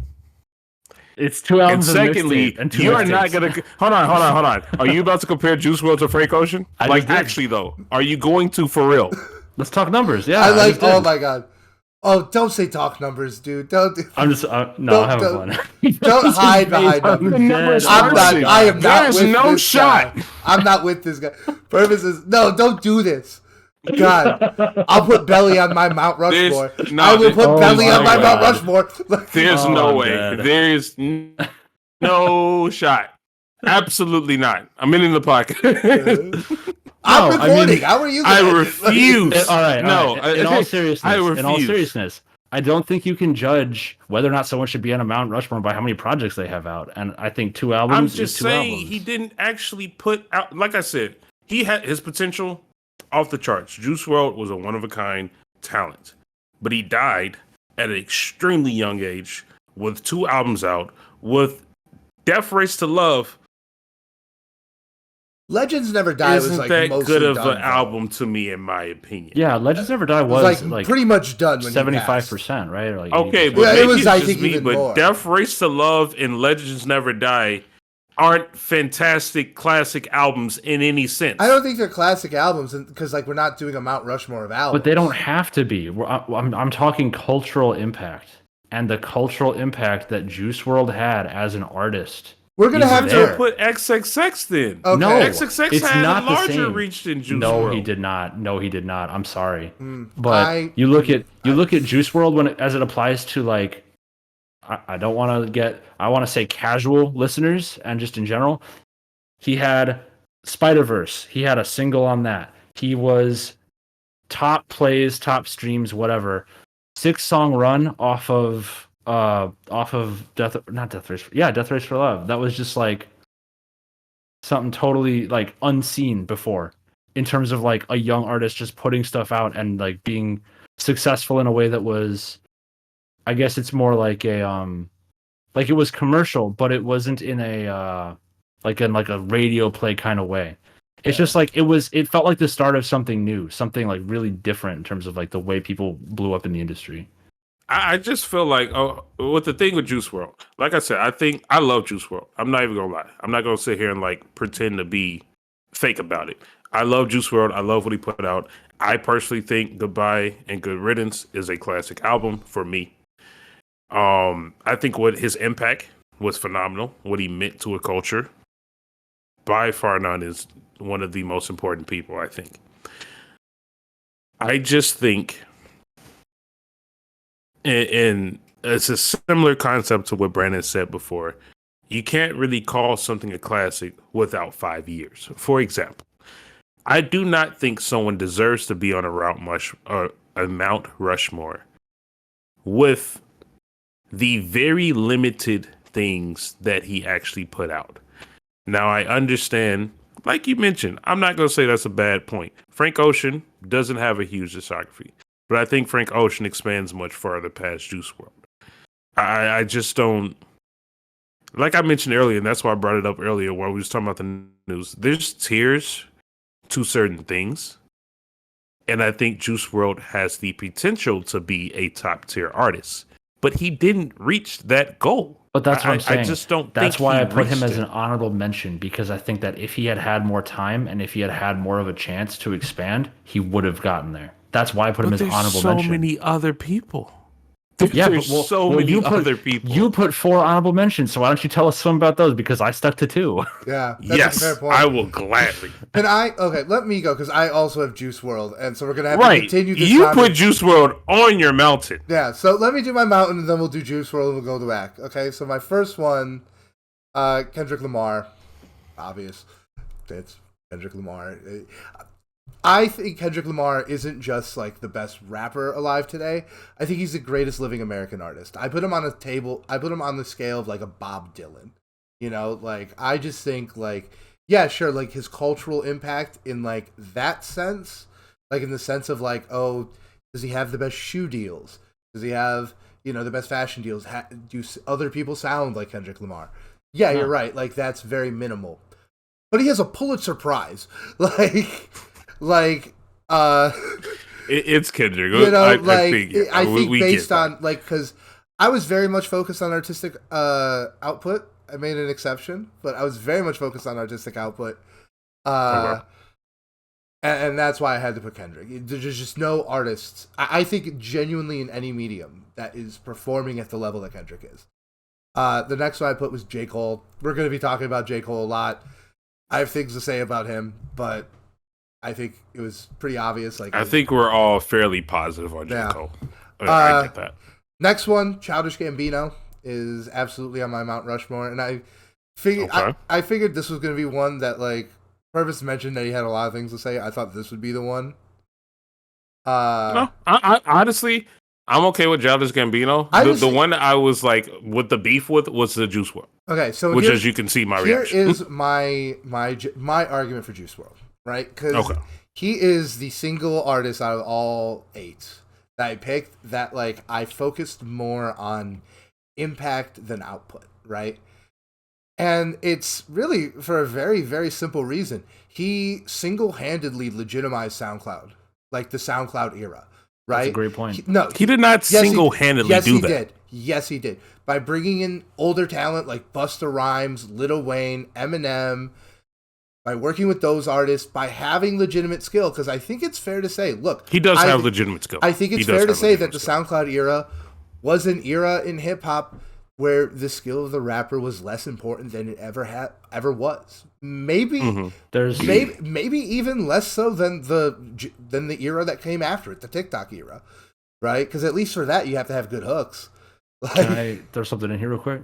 I just want to say there's also a really big difference here between legitimizing and being commercially successful, because commercial success followed the SoundCloud era from the beginning. You saw people like X and whoever else in the early projects being commercially successful. In the culture stopped looking at the SoundCloud era like the degradation of rap, and they started looking at it as the follow-up to the blog era, which is what it really was.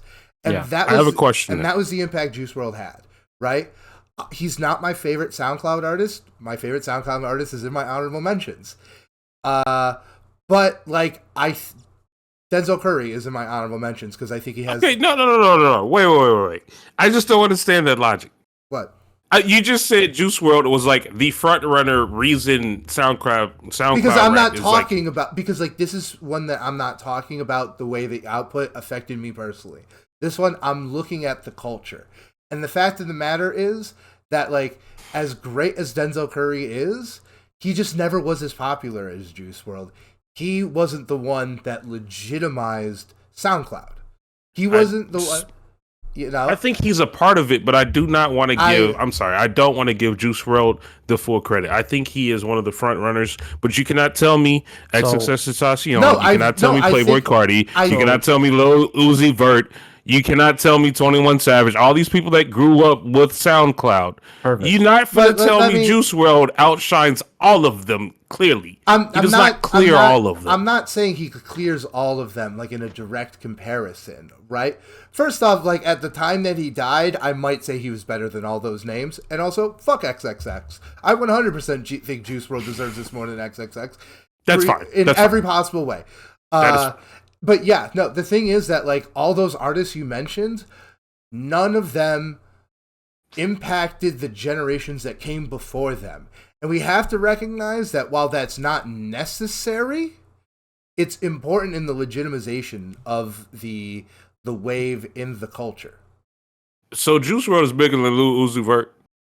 At the time that he died, probably. At the time he died, yeah, definitely. And, like, look, I like Lil Uzi Vert too. I'm gonna have to do research. I'm gonna have to do research. Yeah, like before Eternal to Take, yes. Yeah, like I always, like, once again, like I am saying, he is not my personal favorite, but just from someone who has, like, been involved in this and, like, saw it happen before my eyes, I saw people talk about how SoundCloud was the end of hip hop to, like, oh no, there's, like, cool people actually making this music, right. And, like, Juice WRLD was consistently the artist I saw, like, bringing people to that position. I think he completely legitimized the movement, you know? And, like, I don't really think there is any room to argue. Because, yeah, 21 Savage has grown into a really respectable artist. But he wasn't in 2018. And people didn't give him the time of day. And it's unfair. But that's just how the cookie crumbles. I think he has a benefit. And I don't mean this in a disrespectful way, so I hope this doesn't come off in a disrespectful way. But I think Juice WRLD has a benefit of not actually reaching his potential. Oh, well, no, he never did. 100%. He never did. That's 100%. I do not. And, like, look, there's I don't see it. And, like, look, there's absolutely this idea that, like, we just lionize people who die young. I like to think I'm someone who doesn't buy into that as much, but I just think like I've never even heard you mention Juice World. I like Juice WRLD. Like just in passing, we've never been like, oh, that's Juice WRLD. Bullshit. That's bullshit. I was listening to the Juice WRLD 2019 and 2020 the entire time. I was late to Juice WRLD. I'm not gonna lie to you, but like, I mean, I get that, but I feel like even after, and unfortunately because he passed so early. Yeah, I got into him right before we did passed. listen to the original. Like you listen to Goodbye Good Riddance. It's a classic great album. Great album. Yeah, it's an absolute phenomenal album. I listened to the one collab he had with Future. I love that album. But after his passing, I don't really listen to Juice WRLD like that. I think even if you're saying Legends Never Die was almost to completion, I don't consider this that great of an album. I listen to Goodbye and Good Riddance probably once a week. Maybe once every 2 weeks. We're on the same page. I love his first album. But like that's just the argument I make. Like, and we're gonna disagree on this, but it's just I think there are plenty of. I think I just feel like yeah. By saying this, we can then say Chance the Rapper, if he died before the big day, is one of the best rappers. I'm gonna be honest. To be on the Mount Rushmore. I'm gonna keep it real with you. I almost put Chance the Rapper on mine. Like, just because like of what he did for indie artists, you cannot deny his impact. Right? Like, Purvis. The point is, there's so many ways to cut up how you value people for a Mount Rushmore. That's the only difference. That's like that's why this is an episode. That is true. That is true. So that like, is very true. The other ones, like, Childish Gambino's half and half, like cultural and also I think that's fine. Because like I think Childish Gambino just set the groundwork. Like I think like now there's this expectation that rappers can do anything, and like. You know, I do think all of us had Childish Gambino. Yeah, I think that's very and like I think it's one thing to like break into like the industries that have been a part of hip hop since its inception. Fashion is like the example of that. Reverend Runs, but like to have a hip hop career and be on an NBC sitcom and have one of the highest performing Comedy Central specials, and then to go on and make one of the best shows in the last 10 years. And like to do all these things and be in Star Wars and like, do all this different shit. Like I think he opened the door for that. I thought maybe for sure. I would have to say like, oh, this is one that we're gonna have to see like in 5-10 more years, but everyone put him on their list. Yeah. That was the reason not the hot as the take as I thought it would be. Yeah. That's the reason I put Cudi over him, and it was a toss up between them for me. The reason I put Cudi over him is because when it came to making my list of what I thought were influential people, I think Cudi has had more direct influence in the musical space, and as it applies to the podcast. Yeah, 100%. But in terms of 100%. the cultural space, Gambino is far and away one of the most influential people on this list behind Kanye. Yeah. I also know like what Kid Cudi means to you. I know how much you love Cudi. I think Cudi's a great option. Yeah. With your list, especially you're talking about like influence to different cultures. Yeah. You got to include. You look at 2010. You look at Man on the Moon 2. God. He had the game on lock. See, I feel like, and we can get to like my two others because like I almost felt like this and my other honorable mention, like we talk about like, oh, is this cultural? Is this personal? And like at a certain point, like when they align, right, they almost become like a prism. Like, how can I not put Kendrick Lamar? How can I not put J. Cole? And I even feel like for honorable mention, like I had to put Drake because like he's ubiquitous. He's the final boss of hip hop. Right? Like he's going to be on your Spotify top listens every year, like whether I like it or not. Right. Yeah. Right. It's just one of those things. Yeah, like Kid Cudi, absolutely an artist I like a lot more. But like, I'm sorry. Like, if you look at this at all through a cultural lens, you have to acknowledge that like Drake is a juggernaut. No, that's valid. Yeah, I mean, and like, and the other thing is that I like Drake more than Jasper. Like I don't think his music is atrocious except when it is. Like for me, I thought about that. It's just that like, in addition to just impact on the culture, I was also thinking about like, what is the permanence of like actions taken, actions performed, and I for me, Drake over like the more recent years since probably 2015 feels as though he's very much followed existing cultural trends rather than set them. So for me, that was something where I was like, you know what, he really is like trying to play to the greatest pop culture or the greatest popular audience in order to become the juggernaut that he is. So how can he really be influencing the culture rather than feeding off of it and using it to create stuff that is commercially successful or just popular? That was my differentiator for that. That's completely valid. I would say like there's an argument for early in his career, and I'm not going to lie, Take Care. 2013. That's different, right? Where, like, that's just, he's very split. But even then, like even Take Care, like this album that I think is a classic and like one of the best of the decade, right? Like even that was downriver of like the work going on in alternative R&B with The Weeknd and Miguel and everything. Yep. Right. Yeah. The only thing is that, so you're right. I would say maybe he said it because Take Care was so good. It was like certainly a bigger, flashier, and I mean, I like House of Balloons more, but it's not that much better. Like, so like he was downriver in the same way, but he was kind of setting the tone back then. Whereas he's just not doing it now. He's chasing the trends. I think maybe of the trend chasing rappers, though, he's just the best one. Oh, I agree. I mean, that's why he is where he is. He's almost marketed himself at this point like the way like viral streamers do. Yeah. And like the way they kind of capitalize on something popular and then use it to really build the number of eyes watching. Okay. Clean edit. So Purvis, go into yours. Like yes, jumping right into mine. The reason I wanted to say mine for last is because everything we kind of discussed now. Yeah. I will save my honorable mentions for last, and I'll explain. Because you lack gumption and discipline. I'll explain why. I'm sure. First off, Kendrick Lamar. How do you stop? We've said enough. We've said enough. He is a staple in terms of meaningful messages. Yeah. J. Cole, grow up listening to him. He is phenomenal. One of the leaders in the industry. Self-explanatory. Kanye, we've said enough. Now, my last option was Drake. So the reason I ended up putting Drake on here, every single year, as I mentioned before, you have your Spotify top artists, and somehow he just finds his way into everyone's Spotify's rap, and it just doesn't make sense. I feel like he's someone who does not go away. Not mine. And I feel he is a cultural virus. You literally don't like him, so it makes sense. Yeah. But for anyone who's just a casual listener, even if you just rap, mildly like Drake, he's on your.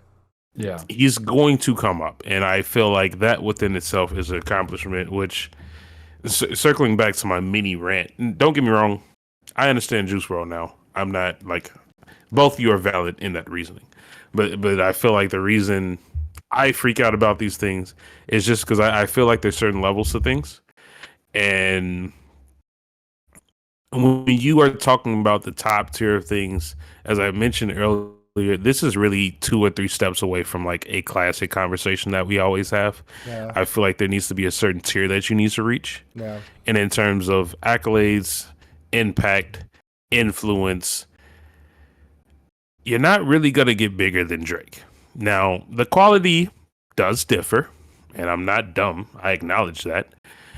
But in terms of overall throughout his discography and his impact throughout his career, if you want to take away the past 3 years, fine. If you want to take away the past 4 years, I don't care. He's not going away, and he has amazing songs. Unless he does. Like, I mean, no. But unless he retires, like. No, right. But he's been joking, or not joking, but he's been hinting at retiring. I'm just saying, even if you don't want to count Her Loss, even if you don't want to count whatever the fuck he dropped, I don't remember. Honestly, never mind. Right. Well, not even that album. I don't count that album because that's not a hip hop album. But even if you want to count Certified Lover Boy, which isn't that good, we can go down the list. He has enough accolades. He has enough accomplishments. He has enough other music. I will put the beginning of Drake better than some of these other artists we listed, unfortunately. I mean, now, yes, is this ending not as good? That's an argument. I mean, no, it's valid. It's valid. That's what I'm saying. That's what I'm saying. If we always talk about, oh, we missed the old Kanye, oh, we missed the old Lil Wayne, oh, I missed the old Drake. Oh, Drake damn near was untouchable. Like, if we're being honest, like, I just don't no, understand when people reach certain tiers, you just hate on them. People hate LeBron for no reasons. That doesn't make sense to me. And I feel like there's a certain tier. If we're talking about Mount Rushmore, the way I approached it, it's people who actually is leading the industry. I understand, as you mentioned, Jasper, you're not wrong. Drake 100% takes from what's popping right now. Yeah. But he takes it and he makes it actually better. Now, in terms of... Better is a strong word. Better or more popular or more digestible. More digestible. Yeah. There's a big difference. I don't understand why people unjustifiably hate on Drake just because he's the biggest name. We wouldn't know unknown rappers if it wasn't for people like Drake expanding the genre. I mean, Yeet was popularized by Drake to a large extent. But that's what I'm saying. We wouldn't really know many other artists because of people that have paved the way. No, and that I feel is like true. Brandon and I has had this argument for months now about streaming numbers. I understand streaming numbers are just streaming numbers, but they do matter. They do matter. They matter in terms of the bigger picture of the genre. You wouldn't know a lot of artists if you didn't have some way to enter into...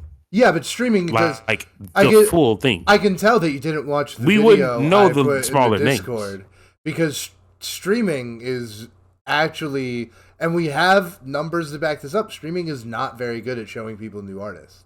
It's self-perpetuating because it's algorithmic. Yeah, and it's also like branded. But when people do get put on, then they're in the circle. Right, and that's something that's worth not pointing out. Yeah, but like that's what I'm saying. But like, if Kanye speaks on somebody once, they're gonna be in the circle. If Drake speaks on somebody once, if Drake invites Ice Spice out on a plane, a no-name person from Brooklyn, now all of a sudden she's the most well-known name. Come on now, this is dumb. Come on, this is simple logic. There's big names in place for reason to put other people in line.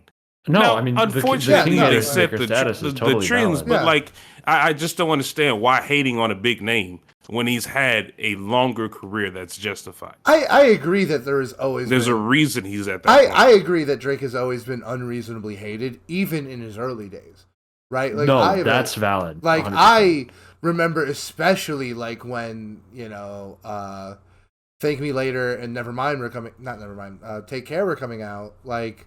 I remember Drake getting a lot of hate that I would consider unfair. However, he was called soft. Yeah, everyone called him soft, and then he started rapping. Right, and like low-key kind of homophobic. But like that as well. And like, look, I don't deny that like there is a strain of that is still exists, and it's lame. It's always lame to just hate on someone for no reason other than the hate. He's been dealing with that since day one. Yeah, yeah. However, I do think not everyone has. Kanye has. People have not started hating Kanye till he started talking about Nazis. Kanye said slavery existed and he still was fine. Come on now. We're not going to sit here and talk about people hated on Kanye. No. I'm talking 2005, 2006 Kanye. This guy's corny. He wears a polo, pink polo, all that shit. That existed for the early career just the same. I'm talking early career. I'm talking early career. The same kind of thing. He got played on for being feminine or whatever they considered him at the time, metrosexual, whatever the hell it was. Yeah. I think the thing Kanye was bigger than that. The thing didn't impact him. The thing I wanted to just point out is, I do think there are plenty of valid criticisms of Drake at the same time. Yes. Right. Yes, and I think the argument that like, yeah, he seems to be chasing trends rather than setting trends. Like, I think about someone, you talk about, putting people on. I think not the exact opposite, but kind of like recently with Brett Faiyaz, right? Drake didn't do that song, which was a good song for the Wasteland album, right? The song, Drake didn't do that song because he heard Brett Faiyaz and was like, "Oh, this guy deserves it." No, Brett Faiyaz was an established guy, and like 100%, he was chasing that. He did that with Giveon.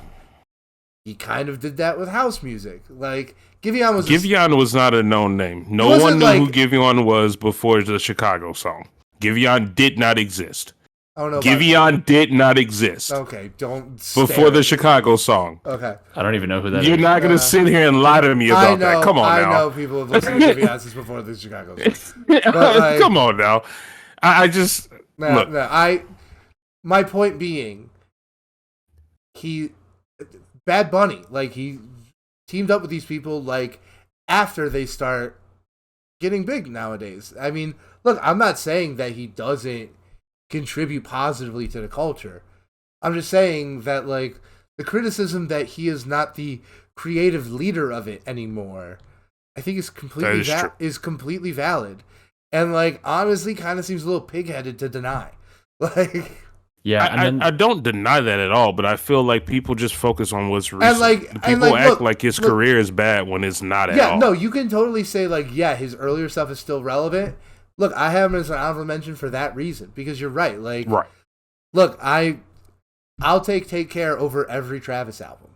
Like, I'll Take Care over all but one Childish Gambino album. Jasper's about to kill you. Yeah, but I mean, everyone's entitled to their opinion. I just feel differently. Yeah. Those albums obviously. make me feel. That's all. Yeah, but so like I get it, but like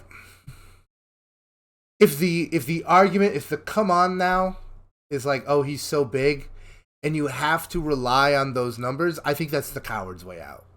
So that's actually what I was going to ask. If he wasn't popular, would Drake not matter?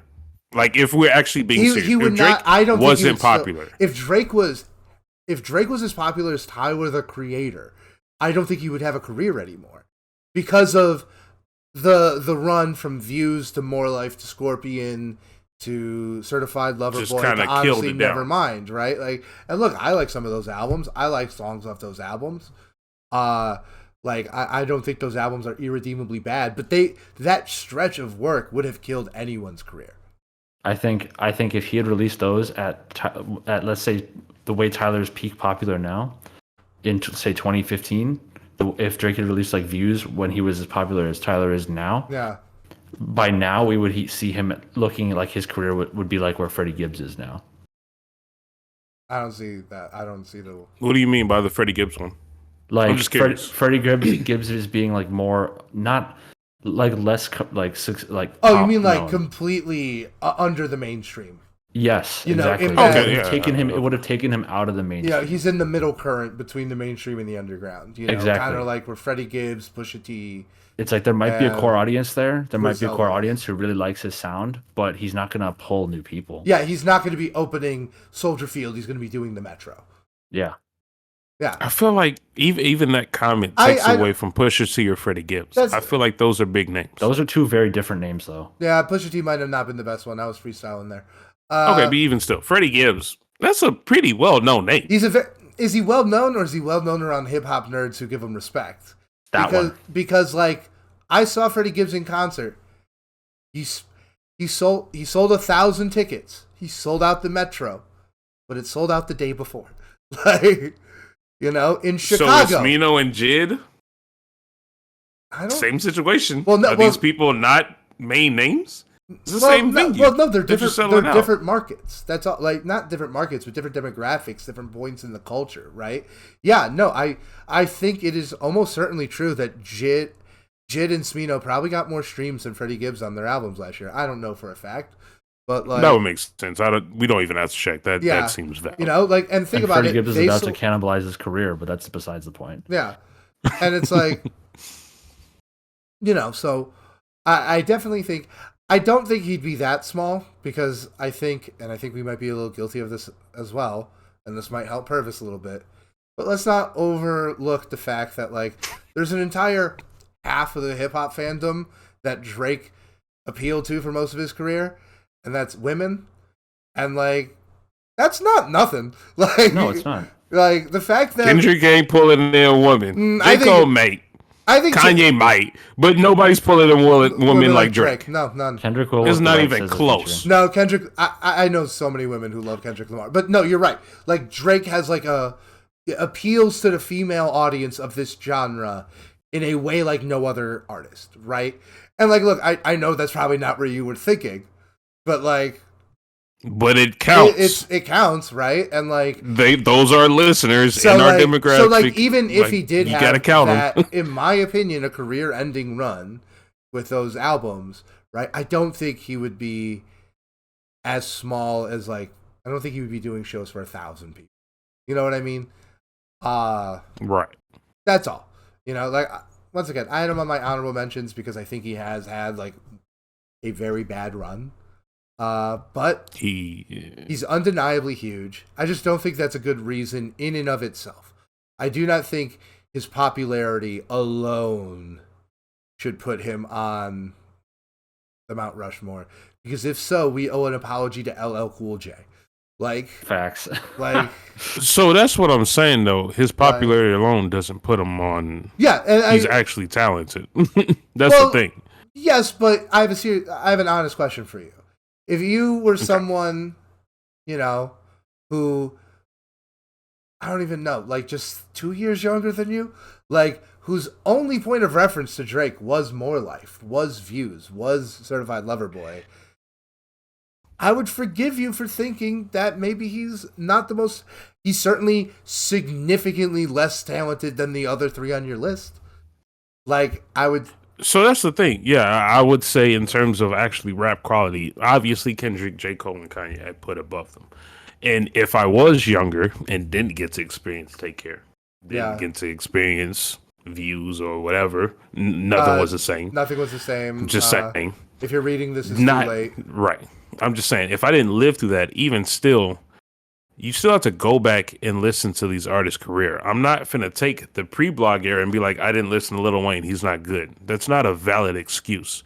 You can still go back and listen to an artist's actual discography, and if what I'm listening to in the moment, if it is Views, if it is Certified Lover Boy, these aren't that bad albums. They're mass-produced, and there's too many out. Yes. Drake still has a following that is young. Drake still pulls in a crowd that is younger than us. Yeah, no, I don't understand why we're acting like Drake isn't the biggest name in hip hop. No, he is. Like, it's just no, we're not denying that. So what do you mean if I was younger? It doesn't matter. If I grew up listening to I'm not saying an album that's like, not as good like Scorpion, people still listen to Scorpion and like Drake. Scorpion. That's my point. But this is exactly what we were talking about before with the Kanye influence thing, where it's like, if what had come before hadn't, would it be different? And there's no way for us to actually know, but it's worth thinking about the fact that, you know, there's levels to, you know, how well does each album stand on its own, and to what extent is that album propped up by what came before in terms of like the brand that's built and the identity and the persona and everything else with that. Yeah. That I fully agree upon, because we have the benefit of that. Yeah, that's what I'm saying. That's what I'm saying. Drake. Is like, what I'm saying, if you from introduce somebody Brandon's cold hypothetical. turkey. Yeah. If you just introduce somebody cold turkey at Scorpion without the previous knowledge and they listened forward, what would they think? Just without any of the previous cultural context. Yeah. That's what I'm saying.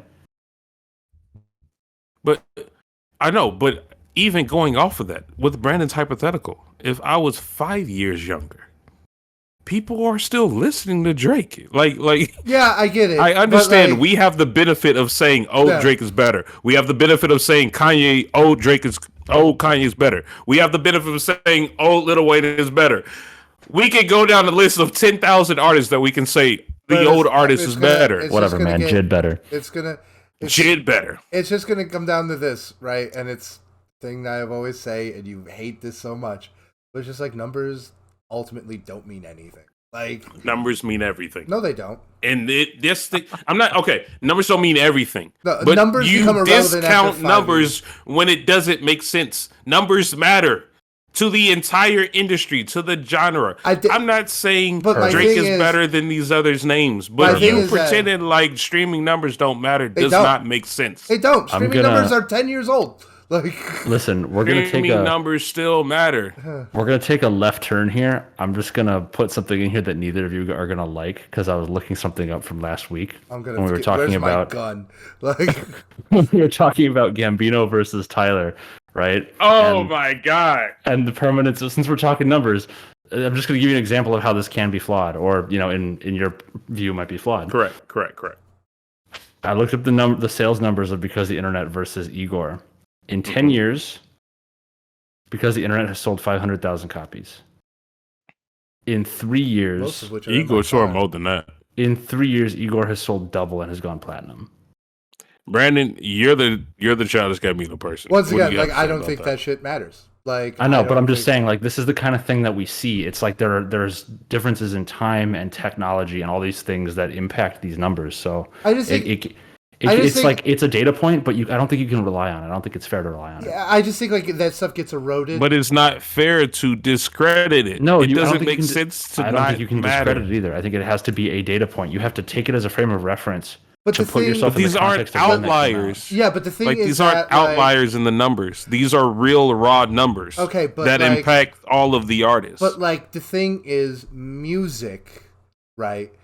It is not a thing that is measured or objective. It is like this thing that we're talking about, this experience.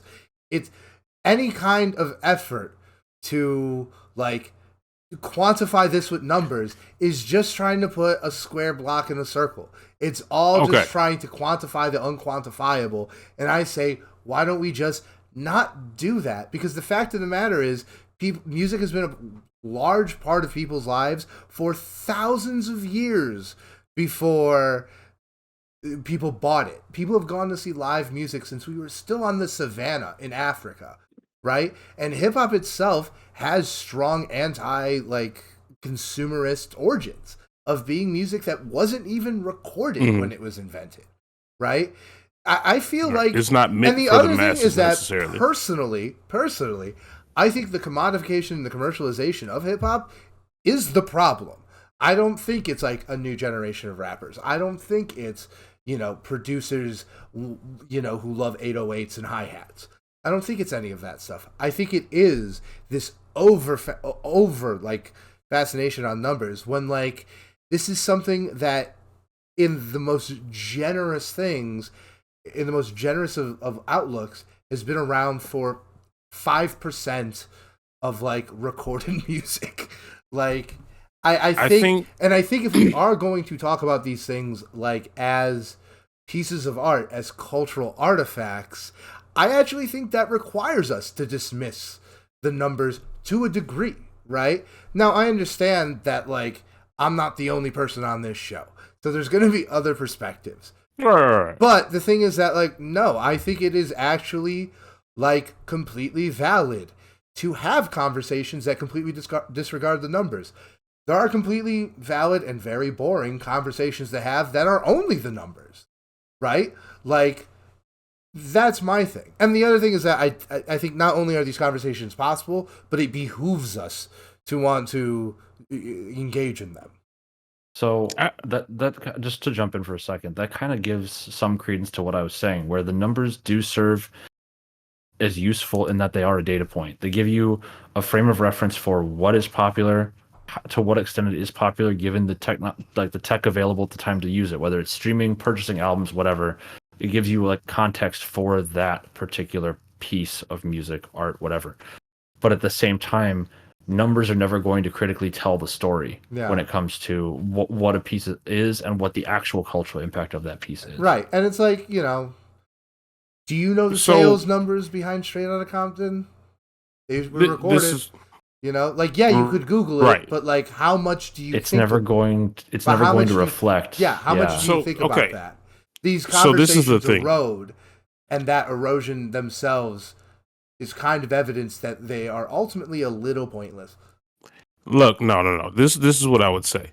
I would fully agree. Streaming in general has inflated numbers, where the numbers almost seem pointless because they are 100,000 times more than before streaming existed. Yeah. But even before streaming, they counted the profits. I know of what they sold. I mean, on these types of music. So wait, what I'm saying is this: what you sent me today on TikTok is very important.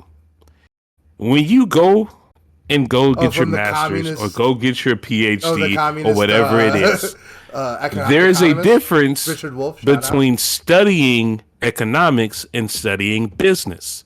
They're two totally different schools of thought. Yeah. Economics focus on what should be. And if you look at economics and how it works within the U.S. government, it's a more positive outlook. No. But you go to business school to run a fucking business. Yeah, but okay. Well, everything is a fucking business. I don't think you. So I'm not saying Drake doesn't care about music. I'm not saying other artists don't care about music. but this is how they make money and how they live. Yeah. You can't discredit, because how we, unfortunately, in 2023, value an artist and give them credit is through dumb Grammys that are normally wrong in streaming numbers, which is profits. This is how we fucking judge artists. But that's not. So I don't those aren't think the only ways. But I'm not saying that's the only way. But at the end of the day, what matters is money. All that matters. And now is I'm not. Make money, I don't think get Golden Cup, and good pitchfork score. Those are the only metrics. So I'm not. That's not to discredit Childish Gambino. That's not to discredit Denzel Curry. That's not to discredit Tyler the Creator. I can go down the list of these names here. These people are great artists. Yeah. I'm not taking that away from them. But when you enter into a field or an industry that's a business, that's what you're going to be judged on. That's always going to be. When you play sports, hold on. When you play sports, the All-Star NBA game was fucking shit. Yeah. It was the worst All-Star game ever. You know why? Because players don't want to get injured. Because mid-season stats don't fucking matter. What matters is the playoffs and you winning a trophy. Yeah. But that's why players don't care during the All-Star game. So what matters, unfortunately, now I don't want it to be this way. Then but what are you doing if Drake wins the most shit, then there's no reason to discredit Drake for being successful in what he's doing. Well, no one here. No one's arguing. No one's discrediting Drake for being successful. We're discrediting him for not having valid numbers don't output. matter. But I don't. Yes, because I don't think you understand that. If he was a Nav, he wouldn't have this. Correct? It's the snowball effect. No. It's different. My thing he is has that some level of talent. It's an industry, but it's not just an industry. There's a cultural It's not milieu, just an industry. You know? I have a question for you. What kind of album would you rather have your name associated with? Something like, I don't know, fucking Certified Lover Boy? I promise you I'm going to dishonor you and piss you off with my answer. Because I'm going to take what's going to make the most money. Why? So if I'm dropping one album, I'm going to do what's going to make the most money. Well, I think that just reveals more about you than the industry. Because I think that's what I'm saying. If you go into the industry like that, I'm not an artist. But the thing is that, I think most of these people, they would rather have the masterpiece. And to be honest with you, I think Drake would too. I 100%. Where Drake is in his career, do you think he really wants a masterpiece like Take Care, or does he want the money? I think if Drake could switch places with Kendrick Or does he Lamar, want the success? I think not even the money, the success. I think if Drake could switch places with Kendrick Lamar, he would do it like that. Because he wants strongly disagree. Because he wants to be his on entire top. personality and what he talks about. I do not agree with that. Drake just put a fucking Super Bowl commercial of him with a bunch of women. You think Drake wants to be Kendrick Lamar? Yeah, dude, he wants to be number one without an asterisk next to his name. Because the thing is I don't think he cares about the asterisks, if I'm being honest. I wouldn't care about the asterisks if you're at the number one. He already said it in the song. As long as you're at the top, but it's lonely below. But the thing is that, where are you number one? You're number one on the sales charts, but you're not number one when people talk about their favorite albums. You're not number one about Bad Bunny. He's number one. Is he not? No, this is automatically invalid because we have something that shows Drake isn't satisfied with this. Look at how he slid into Fantano's DMs about the fact that Fantano was negatively critiquing his scores. Yeah, that does not belie someone who is confident in his creative output. If he were truly satisfied with commercialism and just being successful from a monetary standpoint, why would he care about that? He wouldn't. Yeah. That's the thing, is that I don't. This isn't. I'm feeling a light one at best. Come on, what? This isn't just an industry. It's a lot more than that. And I think need validation, yes. But I think I think the industry follows the art. Think about it. If the CEO of Universal Records doesn't go to work, do you still have music to listen to? If Little Uzi Vert doesn't go to work, do you still have music to listen to? Do you see what I mean? Wait, what do you mean? I just missed your point. Hold on. What do you mean by that? I mean, if we're talking about numbers and everything, Mm-hmm. The people who really control the numbers are the labels, you know, the business side of it, the industry side of it. And it's just like, it's ownership 101. When you're the CEO, you're not actually doing the work that produces the product that makes the money, right? The CEO cannot go to work because Drake's still going to go to the studio and make an album. Granted, for whatever reason, right? Whereas if Drake or Lil Uzi Vert or any artist doesn't go to the studio and make the album, the industry has nothing to sell. I disagree. They will find another artist. But my point is that, like, it's not if this one specific artist. Imagine if, I don't know, imagine if the head of Universal... We just canceled Kanye. We will have other artists. Imagine if the head of Universal Records was like the Grand Wizard of the KKK. And like literally, a single recording artist would make music for him. How is he going to make money? He has no music. There's going to be another. There's like 10,000 recording labels. Tom McDonald my point, has entered the chat. Yeah, my point being, the industry follows the music. The industry follows what's hot. No, the industry follows the music. It is very obvious because without music, they have nothing to sell. I understand that, but you're saying like people are not replaceable. Obviously, these are bigger names and they are hard to replace, but you're acting like if these certain artists decide we're all going to go like individual self-promoting like Chance the Rapper level, obviously they will still get placed. Kendrick Lamar can go do what the fuck he wants to do. He just went to PG Lane. Do not deny that. But you're acting like there are the artists that will fill in the place that want to also be stars. You're missing the point. The point is that no matter how you cut it, if someone doesn't go in and make the music, the business crumbles. But you can make music and not sell it to a record label. The record label is dependent on music. And this was true when people were plucking their guitars in the 1950s. It is more true now. Now you can even make a living without those people, right? So, but what are you getting towards? My point is just that not only is this not just an industry, it is an industry second. Because if it was an industry first, it would keep going if there was no art. So I want to throw something in here as well. Purvis, you just finished up a nice little master's degree there. Tell me, what is one thing that capitalism is really, really good at? Oh, killing people. What do you mean by that? They're good at a lot of things. What is the one thing that, if it stops in capitalism, there's failure? It's fast. Making money? Growth.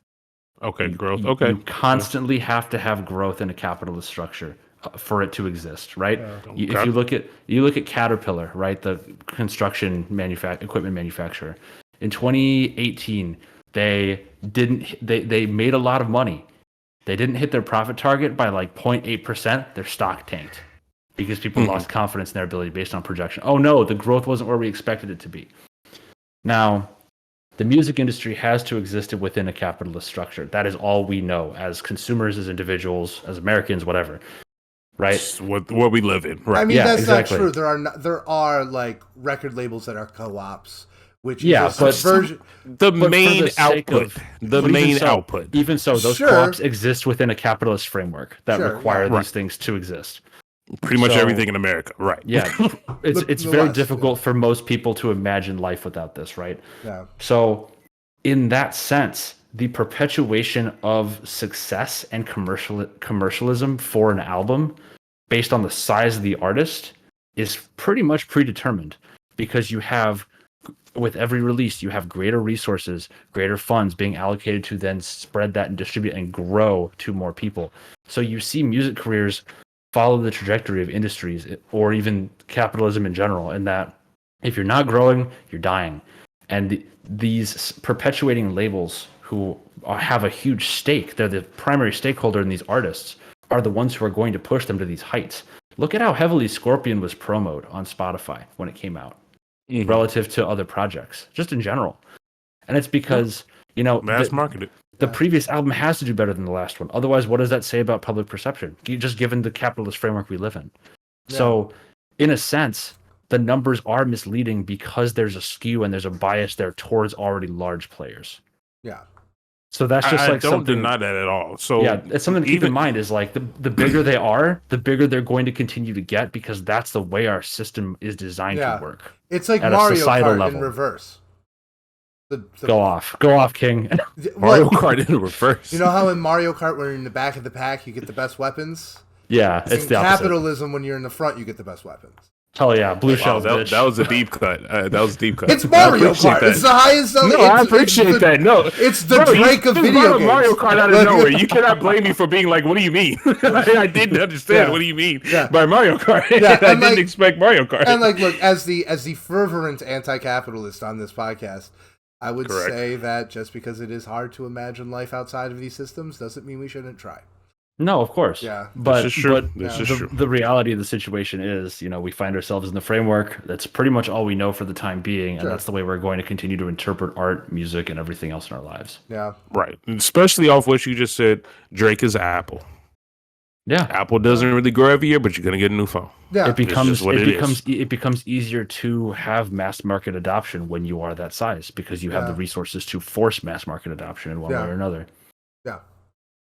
This is true. Can we please pivot from the Drake conversation? Done? Let's do it. If we're done. We're at 2.5 hours. Drake, not Drake, Purvis. I'm just going to call you Drake from now on.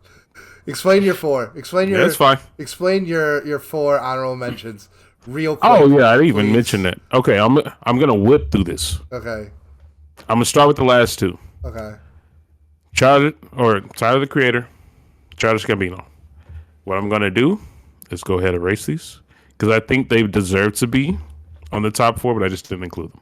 But we already talked about them. Fair. We already talked about them. Fair. I love your honorable mentions. So I'm going to do that right off the bat. I love yours, yeah. So I'm just going to start off the bat, remove them, understand. The 2 that I included. Now, first one is Chief Keef. Yeah. Do we have large pushback on Chief Keef? No large pushback. No. The only pushback I have on Chief Keef is I don't understand how you can have so much pushback on Juice WRLD and then include Chief Keef. Because to me, I think they're pretty much one and the same. Just because Chief Keef is alive doesn't mean he's making like great albums, great. Oh no, that wasn't the meaning behind that. Once again, like I fuck with the choice because I think that's a valid reason to have him on the list. It's just like the impact, the undeniably massive impact he had on the entire genre. So I'm not hating at all. I just feel like it's a little incongruent with the things that you said about Juice WRLD. That's all. What I would say then, at least to address what you just mentioned. One thing, Chief Keef. Go ahead. No. I mean, go ahead. Just popped in my head. If you want to finish, I have ADHD. Yeah. Because like you're right, we shouldn't overly lionize and overly like celebrate people just because they died, but we also shouldn't use it against them. Like, true. Yeah. This is true. Yeah. I do agree with that. What I would say for Chief Keef, the reason I put Chief Keef above something like Juice WRLD. To separate the whole, because what we just mentioned, the whole aspect of he was cut short. Juice WRLD was cut short. We all agree his potential out of this world. Not reached, yeah. Out of this world. Chief Keef damn near created a whole subgenre.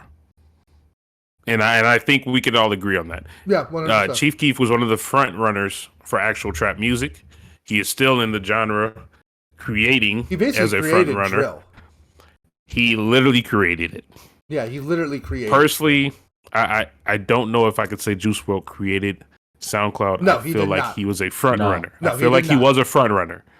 I feel like Chief Keef has the benefit of saying, I made. No, that's 100%. That's facts. So that's why I included it. Zero disagreement on that regard. Right. Yeah. Second one, we've done a whole episode on this. Mac Miller is debatably one of the most loved and well-accepted artists in the genre ever. No. He has never received, at least from my personal experience, he has never received any negative feedback, and he is one of the few artists that we can really say we got a full discography, front to back, throughout his entire life. Unfortunately, he is passing, and it ended on a fantastic note. A lot of other artists that have died recently, including Juice WRLD, Pop Smoke, XXX, and other names, unfortunately are tainted by their estates. Mac Miller, No, none of that. damn near flawless. And so that's why I would include Mac Miller, just because his positive impact, and again, expanding the genre to people who do not listen to rap. No, yeah, it's. If I did not feel the absolute obligation to have Drake on an honorable mention, because like I felt an obligation for him, J. Cole, and Kendrick. J. Cole and Kendrick are obvious. I like their music so much, and there's so much cultural weight behind it that when you put the two together, it becomes like. You can't. It's checkmate. There's literally can't nothing not you include can it, do, right? Yeah. It's if hard. I didn't have Drake, I felt a similar way because I do enjoy quite a bit of his music, and he is undeniably the biggest artist in the world, right? Like, so that's why I have him as an honorable mention. But like, if I wasn't going to, like, the other name, Mac Miller would be a good option. Yeah, Mac Miller was the other one, just because like he was a huge artist for me personally. You know, I drifted away from him as he matured. Just like as like one of my favorite artists, I liked him like back when his music was a lot more immature, to be honest. That's okay. Yeah, but we all listen to it. Yeah, we all listen to it, and then like obviously he just got so much better and better and better and better, you know. So I definitely had him on the list before I felt the chains of my brain and the culture. Like. Guys, Absolutely. This was a fierce debate. I literally, I told you earlier, I was like, we are 100% debating everything. But in a good way. In a good way. No, there's good feelings here. I don't hate anyone. No. We made it. How long have we been going? 2.5 hours. Do we do recommendations? Yeah, 2.5 hours. Wow. Do we have to do recommendations? Yes, we do. Yes, we do. Okay. Yes, we do. I got easy ones. I got real easy ones this week. An artist that I cannot believe we have not talked about more, considering how much me and Purvis love him. He's probably my favorite artist right now. I'm recommending "Heartless" by The Weeknd. Oh, okay. Dude, that song, I remember when that song came out. Fuck, dude. It was pre-pandemic. I felt in my bones that something was coming. And I was just feral. Hey, yo. Okay. Like, okay. Yeah. And then this song hit, and it was like, oh. Like, Purvis has left the group chat. Purvis remembers me dipping early out of Best Buy to go to bars. Like, Hey, it's the Blue Store. Pharaoh. Okay, Yeah, the Blue Store. Pharaoh. It's quite the term, but I understood it. I get it. Okay, cool. That's a good choice. I'll just do mine then. Both of my recommendations right now are something that I wouldn't normally recommend, so I'll just go through them. A song called September by Sparky Deathcap. I found it randomly through a TikTok song. I absolutely love it, and I think it's phenomenal. I would highly recommend visiting it, and that's my first one. Amazing. All right, my first one is "Shape of My Heart" by Sting. This is a song that I don't think either of you really knows, but you'll know it the second you hear it because it's a very popular feature. Purvis, this one's in the chat for you this week. I'm going to be looking into this immediately. Interesting. Yeah, listen to the first 5 seconds, and you'll know exactly what it is. Let me look at this. It's a feature? Oh, it's a feature. Interesting. I listened to the first 2 seconds and I know what it is. Yep. Okay. Man, let me look it up. What's it called, Appropriate. Appropriate. It's "Shape of My Heart" by Sting. Learned something new today, Jasper. I feel the